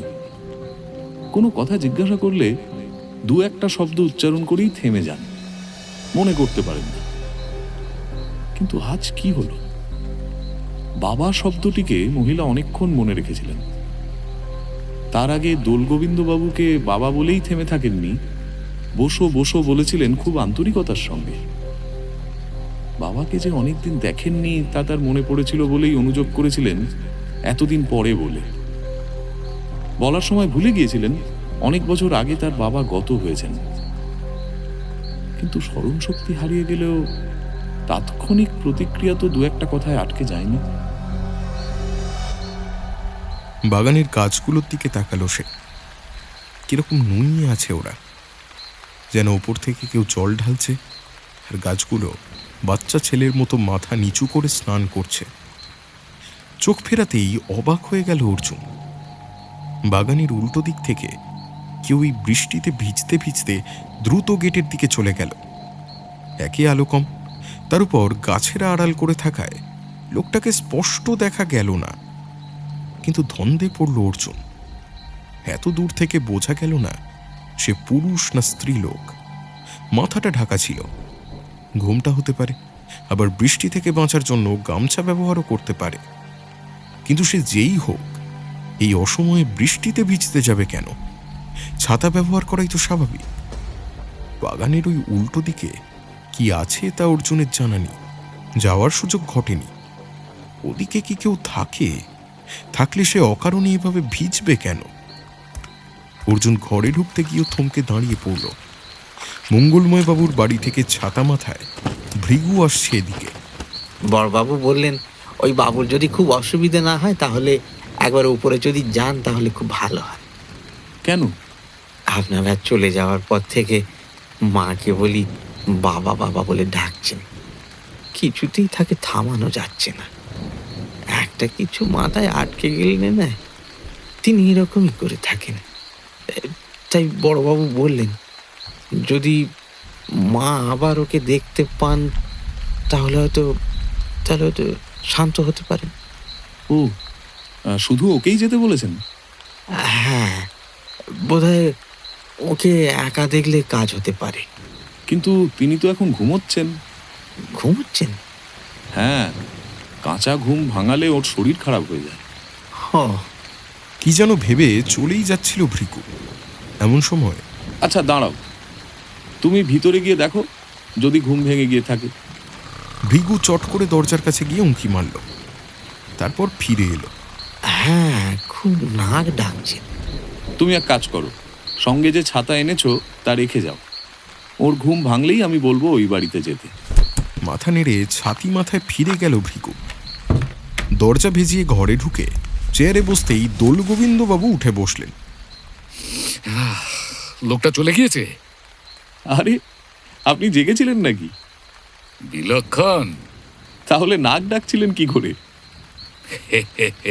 অভিনয়, সেফ অ্যাক্টিং। ওই যে তুমি যেমন বললে কাঁচা ঘুম ভাঙালে আমার শরীর খারাপ হয়। আপনি যাবেন কিনা তা না জেনে অনুরোধ করতে চাইনি। দেখুন, মিসেস বড়ুয়া যদি আপনাকে দেখার পর শান্ত হন তাহলে ওর উপকারই হবে। পাগল, আমি বিয়ে করিনি, সারা জীবন অবিবাহিত হয়ে আছি, হট করে একজন বয়স্কা মহিলার বাবা হতে যাব কেন? আপনি একটা ভুল করছেন। ভুল? কিরকম? আপনি যেমন অবিবাহিত আছেন তেমনই থাকবেন। মিসেস বড়ুয়ার বাবা হিসেবে যাবেন দোলগোবিন্দবাবু। হ্যাঁ? হাঁ হয়ে গেলেন ভদ্রলোক। আপনি এখনো বুঝতে পারলেন না তো? বলছি শুনুন, আপনি তো দোলগোবিন্দবাবু নন। ভেবে নিন দোলগোবিন্দবাবু যাচ্ছেন, আপনি যাচ্ছেন না। আপনাকে একা যেতে অনুরোধ করা হয়েছে। ওখানে যা যা কথা হবে তা মনে রেখে ফিরে এসে আমাকে বলবেন। আপনি তো নিজেকে একজন মিথ্যে সন্ধানী বলে মনে করেন। কেউ আপনাকে বাবা বলে ভাবলে সেটা মিথ্যে ভাবনা। এই সুযোগে তার উৎসটা অনুসন্ধান করুন না। ভালো বললে ব্রাদার। আসলে এই যে পরিবেশ, বৃষ্টি, বাজের আওয়াজ, বিকেল না হতেই অন্ধকার, এই ব্যাকগ্রাউন্ডে মিথ্যেরা খুব শক্তিশালী হয়ে যায়। আর মিথ্যে শক্তিশালী হলেই তাকে সত্যি বলে মনে হয়। ধরো তুমি সকালবেলা নরম রোদে শ্মশানের পাশের রাস্তা দিয়ে হেঁটে যাচ্ছ, কোনো প্রবলেম নেই। কিন্তু বৃষ্টির রাতে যখন বিদ্যুৎ চমকাচ্ছে, বাজ পড়ছে, তখন ওই রাস্তায় হাঁটলেই মনে হবে কেউ তোমার পেছন পেছন আসছে। সকালে যা মিথ্যে ছিল রাতে তা সত্যি হয়ে যাবে। যাকে তোমার সঙ্গে এখানে এসে ভালো ভালো খাবার খাচ্ছি, কৃতজ্ঞতা বোধটা তো হারাতে পারি না। তুমি যখন বলছো তখন যাব। তা আমি বলি কি, তুমিও আমার সঙ্গে চলো। না না, মিসেস বড়ুয়ার সঙ্গে দেখা করতে আমি একাই যাব, তুমি অন্য ঘরে অপেক্ষা করবে। মিস্টার বড়ুয়া চাইছেন আপনি একাই ওখানে যান, সেই জন্য একটা ছাতা পাঠিয়ে দিয়েছেন।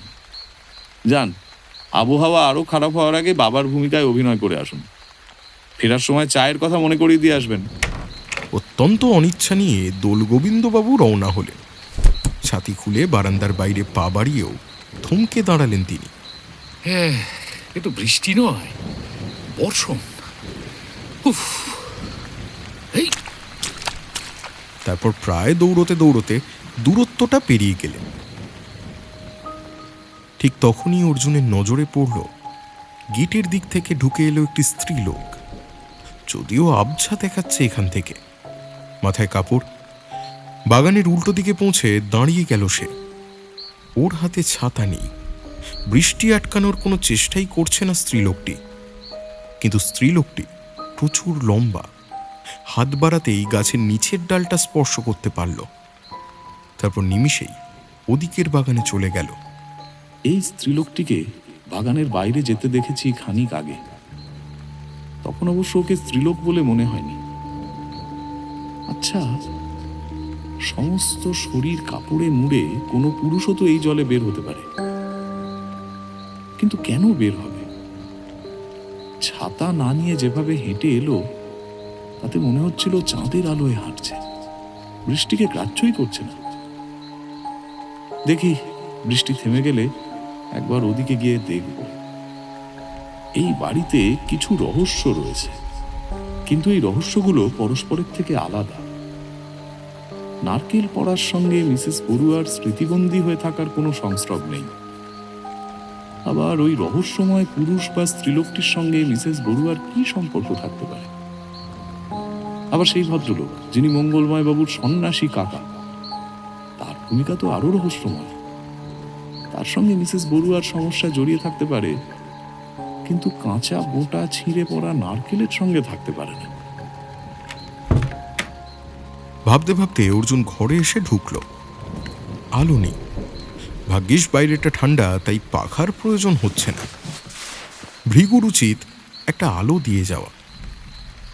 একসময় অর্জুনের মনে হচ্ছিল এখানে তার আর কিছুই করার নেই, কিন্তু ক্রমশ বুঝতে পারছিল তার সত্য সন্ধানের জীবিকা শুরু করার পর এমন কঠিন সমস্যার মুখোমুখি সে আগে কখনো হয়নি।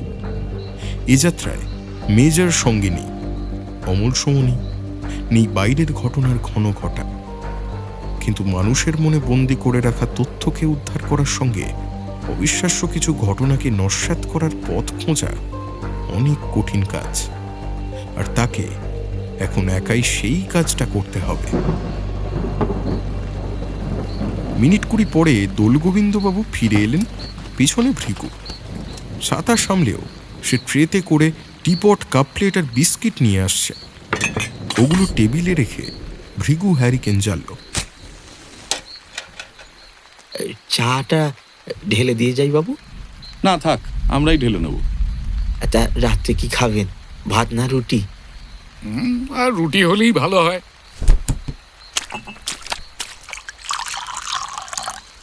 অভিজ্ঞতা, বুঝলে, অভিজ্ঞতা।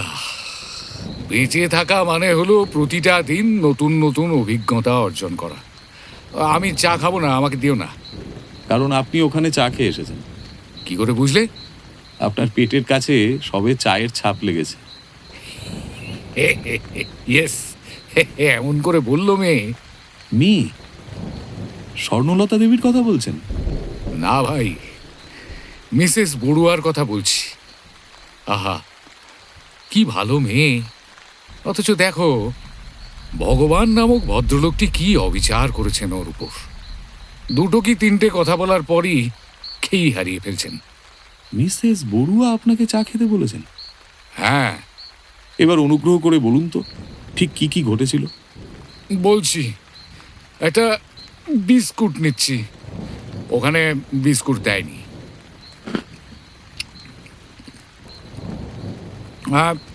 ভৃগু অপেক্ষায় ছিল, তো আমি পৌঁছতেই ছাতা আমার থেকে ফেরত নিয়ে ওপরে নিয়ে গেল।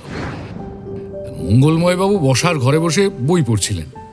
এতে লক্ষ্য করলাম বইটার নাম তন্ত্রাভিলাষীর সাধু সঙ্গ। আসুন আসুন, বসুন দোলগোবিন্দবাবু। এটা আমাকে খুব খাতির করে বসিয়ে মঙ্গলময়বাবু বললেন, আপনাকে দেখার পর থেকে আমার স্ত্রী এত আপসেট হয়ে পড়েছেন যে মাঝে মাঝেই বাবা বাবা বলে কাঁদছে। আপনি যদি একবার সান্ত্বনা দিয়ে যান তাহলে ওর একটু উপকার হয়। কি বলে সান্ত্বনা দেব বলুন? যেভাবে বাবারা মেয়েদের সান্ত্বনা দেয়। আমি সঙ্গে যাব না, স্বর্ণলতা আপনাকে নিয়ে যাবে ওর কাছে। আপনি যাবেন না কেন? আমি চাইছি এটা বাবা মেয়ের ব্যাপার হোক, সেই জন্যই অর্জুনবাবুকে আপনার সঙ্গে আসতে বলিনি। ঠিক আছে, চেষ্টা করব সান্ত্বনা দিতে। একটু দাঁড়ান, তার আগে একটা অনুরোধ করব। বলুন। মঙ্গলময় বাবু টেবিলে রাখা একটা প্যাকেট থেকে একটা সাদা গান্ধী টুপি বের করে আমাকে দিয়ে বললেন, এইটা পরে নিন। এটা কেন? আমার শ্বশুরমশাই গাঁধীবাদী ছিলেন। এটা ওর টুপি। শেষবার যখন এখানে এসেছিলেন ভুল করে ফেলে গিয়েছিলেন। তার স্মৃতি হিসেবে আমার স্ত্রী এটাকে তুলে রেখেছিলেন। আপনার মাথায় টুপিটা দেখলে ও খুব খুশি হবে। হাত বাড়িয়ে টুপিটা দিলেন মঙ্গলময় বাবু। তা টুপিটা পরে একটু স্মার্ট হওয়ার চেষ্টা করলাম। নিজেকে কেমন যেন গান্ধী গান্ধী মনে হতে লাগলো। আমাকে দেখে মঙ্গলময় বাবু বললেন, এবার আমারই মনে হচ্ছে শ্বশুরমশাইয়ের কথা। স্বর্ণলতা, ওকে সঙ্গে নিয়ে যাও। ঘরে ঢুকে দেখলাম বিছানায় পাশ ফিরে শুয়ে আছেন মিসেস বড়ুয়া। স্বর্ণলতা তার পাশে গিয়ে ডাকলো, ম্যাডাম দেখুন কে এসেছেন। সেই অবস্থায় হাত নেড়ে মিসেস বড়ুয়া বোঝালেন তিনি দেখতে চান না। দুবার প্রত্যাখ্যাত হওয়ার পর স্বর্ণলতা আমাকে ইশারা করলো কিছু বলতে। অতএব আমাকে এগিয়ে গিয়ে ডাকতে হলো, মা। সঙ্গে সঙ্গে উঠে বসলেন মিসেস বড়ুয়া। ফেল ফেল করে কিছুক্ষণ আমার মুখের দিকে চেয়ে থাকলেন। কেঁদো না মা। মাথা নাড়লেন ভদ্রমহিলা। ধীরে ধীরে বললেন, কাঁদবো না, কাঁদবো না আমি। আমি আমি ঠিক আছে ঠিক আছে। বসো না বাবা, বসো। পাশের চেয়ারটা টেনে নিয়ে বসলাম। ব্যাস, এই অবস্থায় আমি আর সংলাপ খুঁজে পাচ্ছি না, কি বলবো ভেবে পাচ্ছি না। তখন বুঝলাম অভিনয় করতে গিয়ে ইম্প্রোভাইজ করা কি কঠিন। চুপ করে বসে আছি, হঠাৎ মিসেস বড়ুয়া স্বর্ণলতার দিকে তাকালে। বাবাকে চা চা চা। হ্যাঁ নিশ্চয়ই। স্বর্ণলতা দরজার কাছে গিয়ে দাঁড়িয়ে গলা তুলে বলল, ভৃগুদা এক কাপ চা পাঠিয়ে দাও তাড়াতাড়ি। তাকিয়ে দেখি মিসেস বড়ুয়ার মুখে হাসি। আঙুল তুলে আমার টুপিটা দেখালেন। বাবার টুপি। হ্যাঁ হ্যাঁ হ্যাঁ, আমার টুপি। ইস ইস।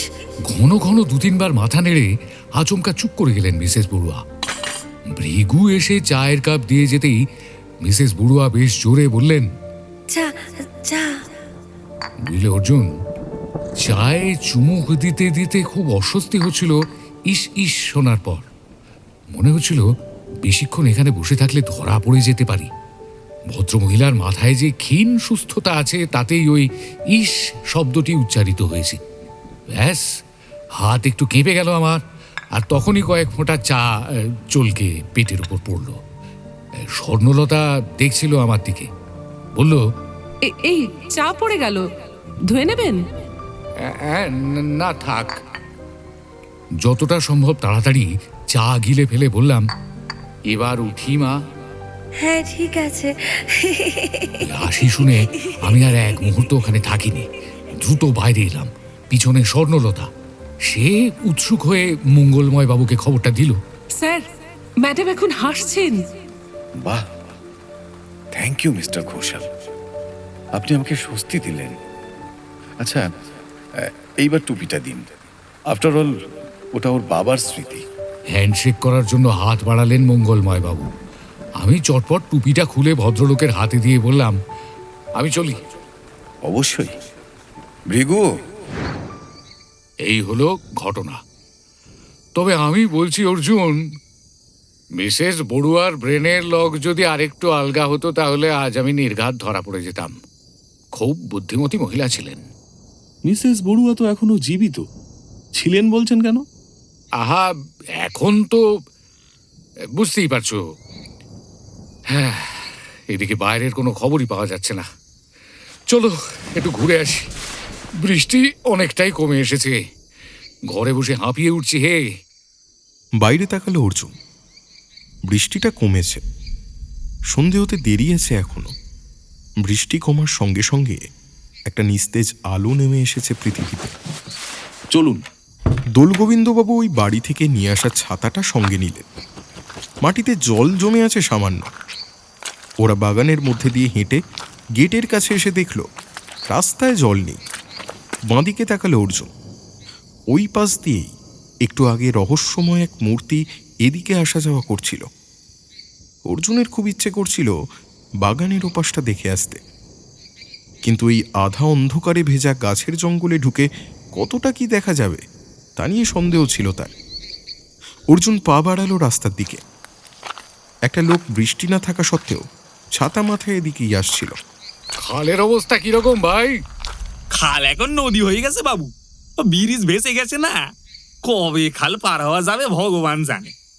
শুনলেন তো, আর ওদিকে গিয়ে কি হবে? চলুন, যে মন্দির দেখে এসেছেন সেদিকে ঘুরে আসি। সেই মন্দিরটার দিকে? আচ্ছা চলো।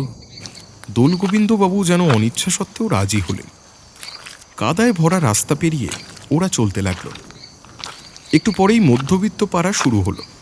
গ্রামটা যেন ভিজে চুপসে আছে এখন, কেউ বাড়ির বাইরে বের হচ্ছে না। বেশ কিছুটা পথ হাঁটার পর নদীটা চোখে পড়ল। জলপাইগুড়ির তিস্তায় এখন জল নেই। বর্ষায় যেটুকু বাড়ে তা দেখে ভয় আসে না মনে, কিন্তু এই নদীর ঢেউগুলো যেভাবে ফুঁসতে ফুঁসতে ছুটছে তাতে আতঙ্কিত হতেই হয়। জলের রং ঘোলা, অন্ধকার নেমে আসছে বলে তাতে কালচে রং মিশেছে। প্রচুর জল নদীতে। ওই যে মন্দির। অর্জুন দেখল ঢিবির উপরে একটা পুরনো চেহারার মন্দির। সংস্কার হয় না বলে দেওয়ালে ফাটল ধরেছে। কোন দেবতার মন্দির জানেন? শ্মশানকালীর মন্দির। সকালে যে লোকটা সঙ্গে এসেছিল তার মুখেই শুনলাম বছরে একবারই পুজো হয়। ভিতরে অবশ্য উঁকি মেরে দেখিনি। ওই যে দেখো। মন্দিরের ওপাশের চাতালে বাবু হয়ে বসে আছেন এক সন্ন্যাসী। সাদা দাড়ি, লম্বা জটা, শরীর শীর্ণ। অর্জুনরা ওর পিছনে বলে দেখতে পাননি।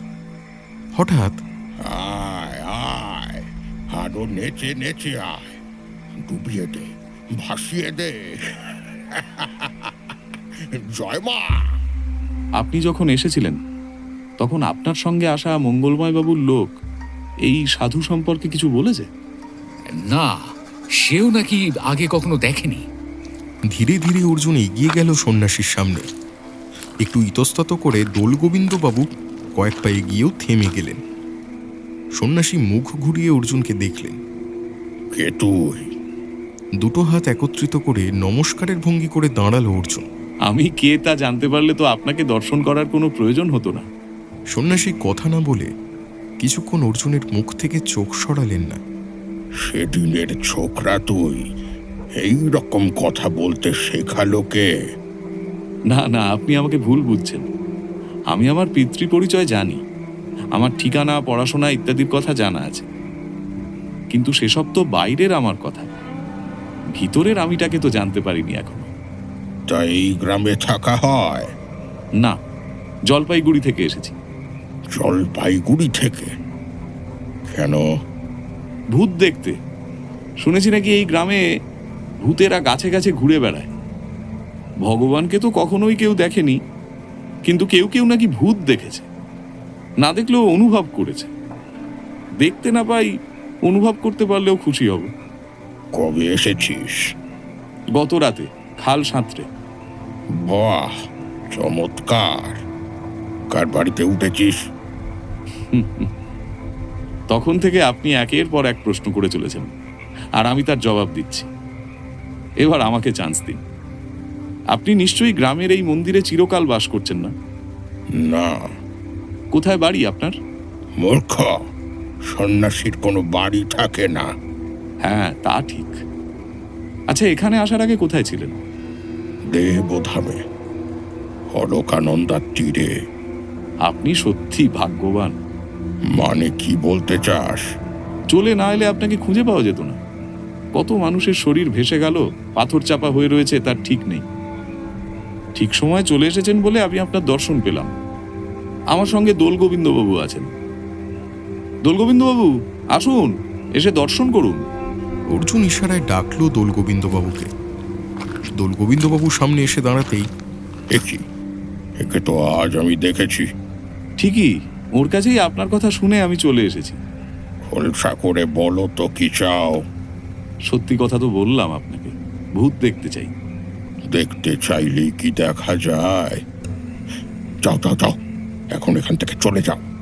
রাত নামছে, হয়তো নদী আরো ভয়ঙ্কর হবে। আপনি মঙ্গলময় বড়ুয়াকে চেনেন? সে আবার কে? তার কাকা সন্ন্যাসী হয়ে গিয়েছেন। সন্ন্যাসীরা কি সন্ন্যাসীদের চেনেন না? ছেলে মানুষ, তোমার সঙ্গে কথা বলে আর সময় নষ্ট করতে চাই না। একটা কথা শুনে রাখো, সংসার ত্যাগ করলেই সন্ন্যাসী হওয়া যায় না। যাও এখন। যাচ্ছি, কিন্তু ভূত প্রেত নিয়ে উনি থাকেন, তারা ওর কথা শোনে। বিশ্বাস করুন, আমি কখনো ভূত দেখিনি, তাই দেখার ইচ্ছা নিয়ে এসেছি। ওই বাড়িতে নাকি তারা থাকে। দেখি, কপালে থাকলে দেখব। শোনো, ভূত প্রেত বলো আর ভগবানই বলো, মানুষের মনই তা কল্পনা করে নেয়। মনের দরজা খোলো, সবাই বেরিয়ে পড়বে। এই দরজা খোলাটা খুব কঠিন কাজ। দরজা বন্ধ করাটা কি সহজ? মানুষ তো নিজেদের মনের দরজা বন্ধ করে থাকতে ভালোবাসে। কিন্তু অন্য কেউ যদি, মানে ধরুন আপনার মনের দরজা বন্ধ করে দিয়ে চলে যায়, তাহলে সেটা খুলবেন কি করে?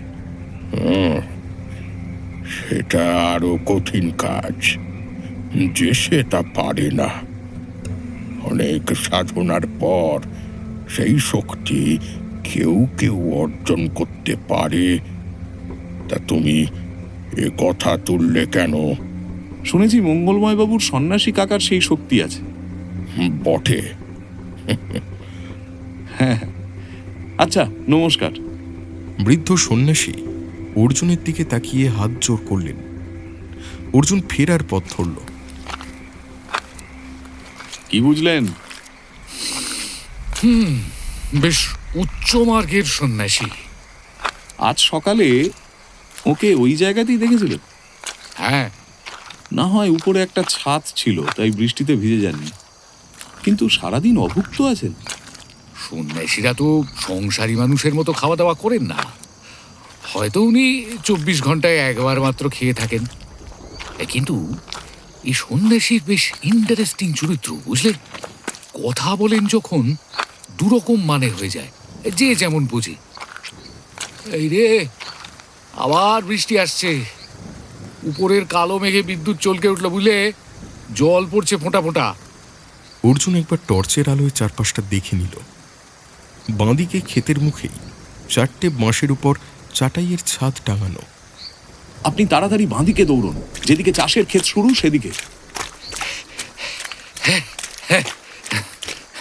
চাষিরা বোধহয় প্রখর রোদে এর তলায় এসে বিশ্রাম নেয়। হ্যাঁ, বৃষ্টিতেও এটা সাহায্য করে। বাহ, কপাল ভালো আমাদের। নিন, এখানে বসুন।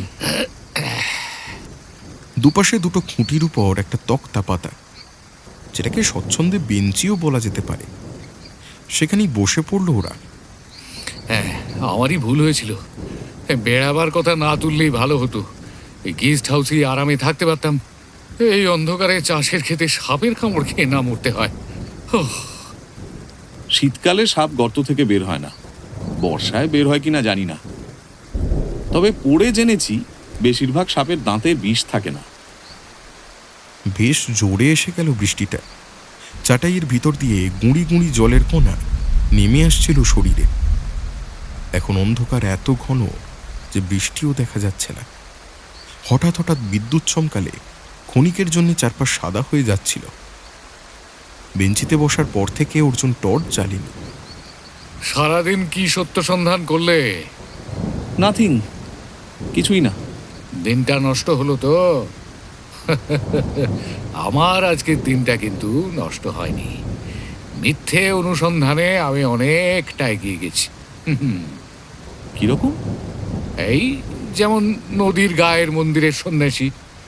সকালে দেখে মনে হয়েছিল ওর রাগারাগি করাটা একটা মুখোশ মাত্র, মিথ্যে, কিন্তু প্রমাণ ছিল না। এখন তো সব জলের মতো পরিষ্কার। ওর সম্পর্কে সেই মিথ্যেটা আর আমার মনে নেই। এত চটপট সিদ্ধান্ত নিয়ে নিলেন? তার মানে? সূর্য পৃথিবীর চারপাশে চক্কর মারছে, এটা সত্যি না মিথ্যে? মিথ্যে। কিন্তু এই মিথ্যেটাকেই সত্যি বলে বিশ্বাস করত আপনার আমার পূর্বপুরুষ। কেউ এর প্রতিবাদ করলেই তাকে জেলে ঢোকানো হতো। ওই মিথ্যেকে দূর করে সত্যকে প্রতিষ্ঠিত করতে অনেক সময় লেগেছিল। আর আপনি এত তাড়াতাড়ি লোকটাকে বুঝে গেলেন।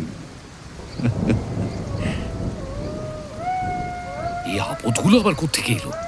এই টর্চটা চালো তো কামড়ে না দেয়। কুকুরে কামড়ালে যত ইঞ্জেকশন দিতে হয়, শিয়ালে কামড়ালে তার ডবল দরকার হয়। হোক, এইসব তথ্য কোথায় পেলেন জানি না, কিন্তু টর্চ চালবো না।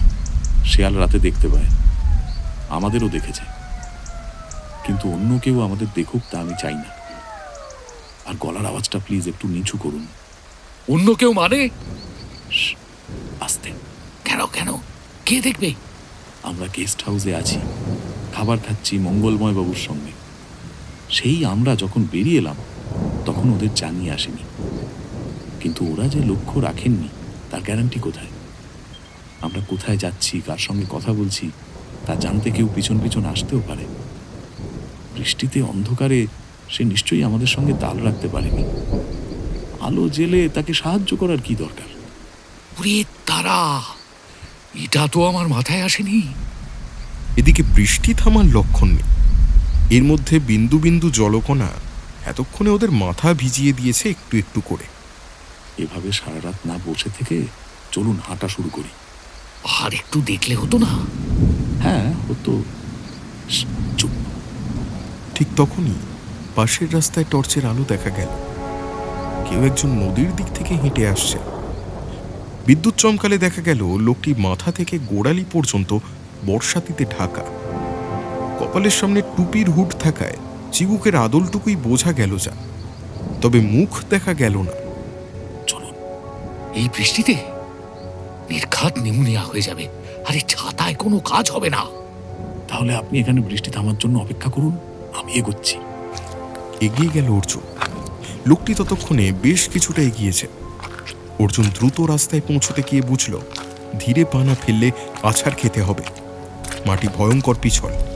সতর্ক পায়ে হাঁটছিল অর্জুন। লোকটা মাঝে মাঝে টর্চ জ্বালছিল বলে এই বৃষ্টিতেও তাকে অনুসরণ করতে অসুবিধে হচ্ছিল না। এই সময় এমন দুর্যোগে বিপদে না পড়লে কেউ বর্ষাতি চাটিয়ে বাইরে বের হবে না। কি বিপদে পড়েছে লোকটা?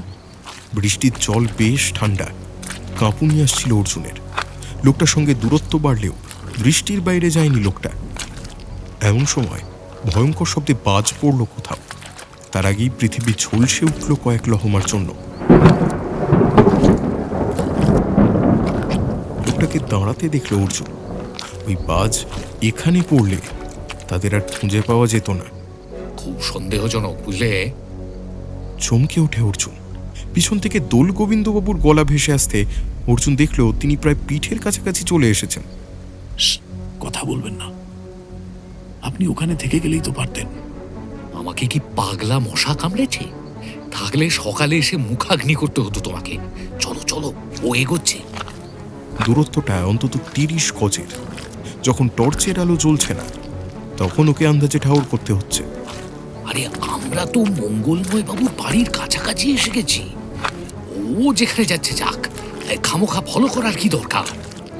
তখনই বিদ্যুৎ চমকালো। অর্জুন অবাক হয়ে দেখল সামনের রাস্তায় কোনো মানুষ নেই। বর্ষাতি পড়া লোকটা উধাও হয়ে গিয়েছে যেন। এখানে পথটা সোজা, লুকোবার কোনো জায়গা নেই। তাছাড়া এতটা পথ আসার সময় লোকটার মনে নিশ্চয়ই সন্দেহ ঢোকেনি। ঢুকলে একবার অন্তত পিছন ফিরে তাকাতো। তাহলে আচমকা উবে গেল কেন? অর্জুন, খুব বেঁচে গেছি ভাই। রাম রাম বলো, রাম রাম রাম রাম রাম রাম রাম রাম রাম রাম রাম রাম রাম রাম রাম। একটু এগোতেই মঙ্গলময় বাবুর বাড়ির লোহার গেটের সামনে পৌঁছে গেল ওরা। গেট যে খোলাই থাকে বেরোবার সময় দেখে গিয়েছিল ওরা। ভিতরে ঢুকে অর্জুন নিশ্চিত হলো ওই লোকটা নির্ঘাত এই গেট দিয়ে ভিতরে ঢুকে গিয়েছে। এখন টিপ টিপ করে পড়ছে বৃষ্টিটা। অর্জুন বাড়ির উল্টো দিকের বাগানের দিকে তাকালো। ঘন জঙ্গলে অন্ধকার চাপ হয়ে রয়েছে। এখন ওদিকে যাওয়ার কোনো মানে হয় না।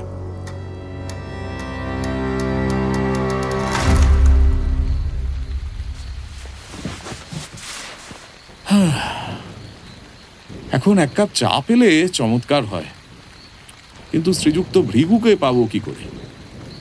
আমরা যখন বেরোলাম তখন এই ঘর যেমন ছিল তেমনই পড়ে আছে। ঠিক। বাইরের লোক ঢুকে জিনিসপত্র নিয়ে গেলেও কেউ টের পেত না।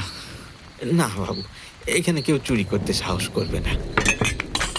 সাবাস। কিন্তু বাবা, তুমি কি করে জানলে যে আমরা ফিরে এসেছি? জানলা দিয়ে দেখতে পেলাম। তবে কিনা রাত বিরেতে আপনারা ঘরের বাইরে না গেলেই ভালো করতেন। কেন? আপনারা বিশ্বাস করবেন না হয়তো, কিন্তু আমি জানি তেনারা আছেন। তা তারা ছেলে না মেয়ে? আপনি রসিকতা করছেন বাবু? মানুষের দুটো ভাগ থাকে, তেনাদের কিন্তু থাকে না। মানুন কি না মানুন। তুমি তাদের দেখেছ? জলে বাস করলে কুমিরের দেখা পাবো না তা কি হয়? সব জলে কুমির থাকে না। কিন্তু এখানে আছে। অদ্ভুত অদ্ভুত সব ঘটনা ঘটে এখানে। অমাবস্যার রাতে কত ছায়া ছায়া মূর্তি ওই বাগানে ঘুরে বেড়ায় থাকে। আপনাদের যা ইচ্ছে তাই করবেন, বড়বাবুর অতিথি আপনারা। আমরা এখানে কেন এসেছি তা নিশ্চয়ই তুমি জানো। না বাবু, আমি আদার ব্যাপারী, জাহাজের খবর জানবো কি করে? নদীর ধারে যে পোড়ো মন্দির রয়েছে সেখানে একজন সন্ন্যাসী থাকেন, তাকে নিশ্চয়ই তুমি দেখেছো। খুব জাগ্রত সন্ন্যাসী। সব ছেড়ে দিয়ে সন্ন্যাসী হওয়ার পরেও কারো মনে যদি সংসারের টান ফিরে আসে, তাহলে কি তাকে আর সন্ন্যাসী বলা যায়? ট্রে তুলে নিল ভৃগু, তারপর মাথা নিচু করে টিপ টিপ বৃষ্টিতে বাড়ির দিকে পা বাড়ালো। কি যে বললো তার কিছুই বুঝলাম না। তুমি কিছু বুঝলে? অর্জুন কোনো কথা বলল না। তার মনে হচ্ছিল ভৃগু একটা রহস্যের ইঙ্গিত দিয়ে গেল, কিন্তু যে ভূত প্রেতে বিশ্বাস করে তার রহস্য করার ক্ষমতা থাকে কি?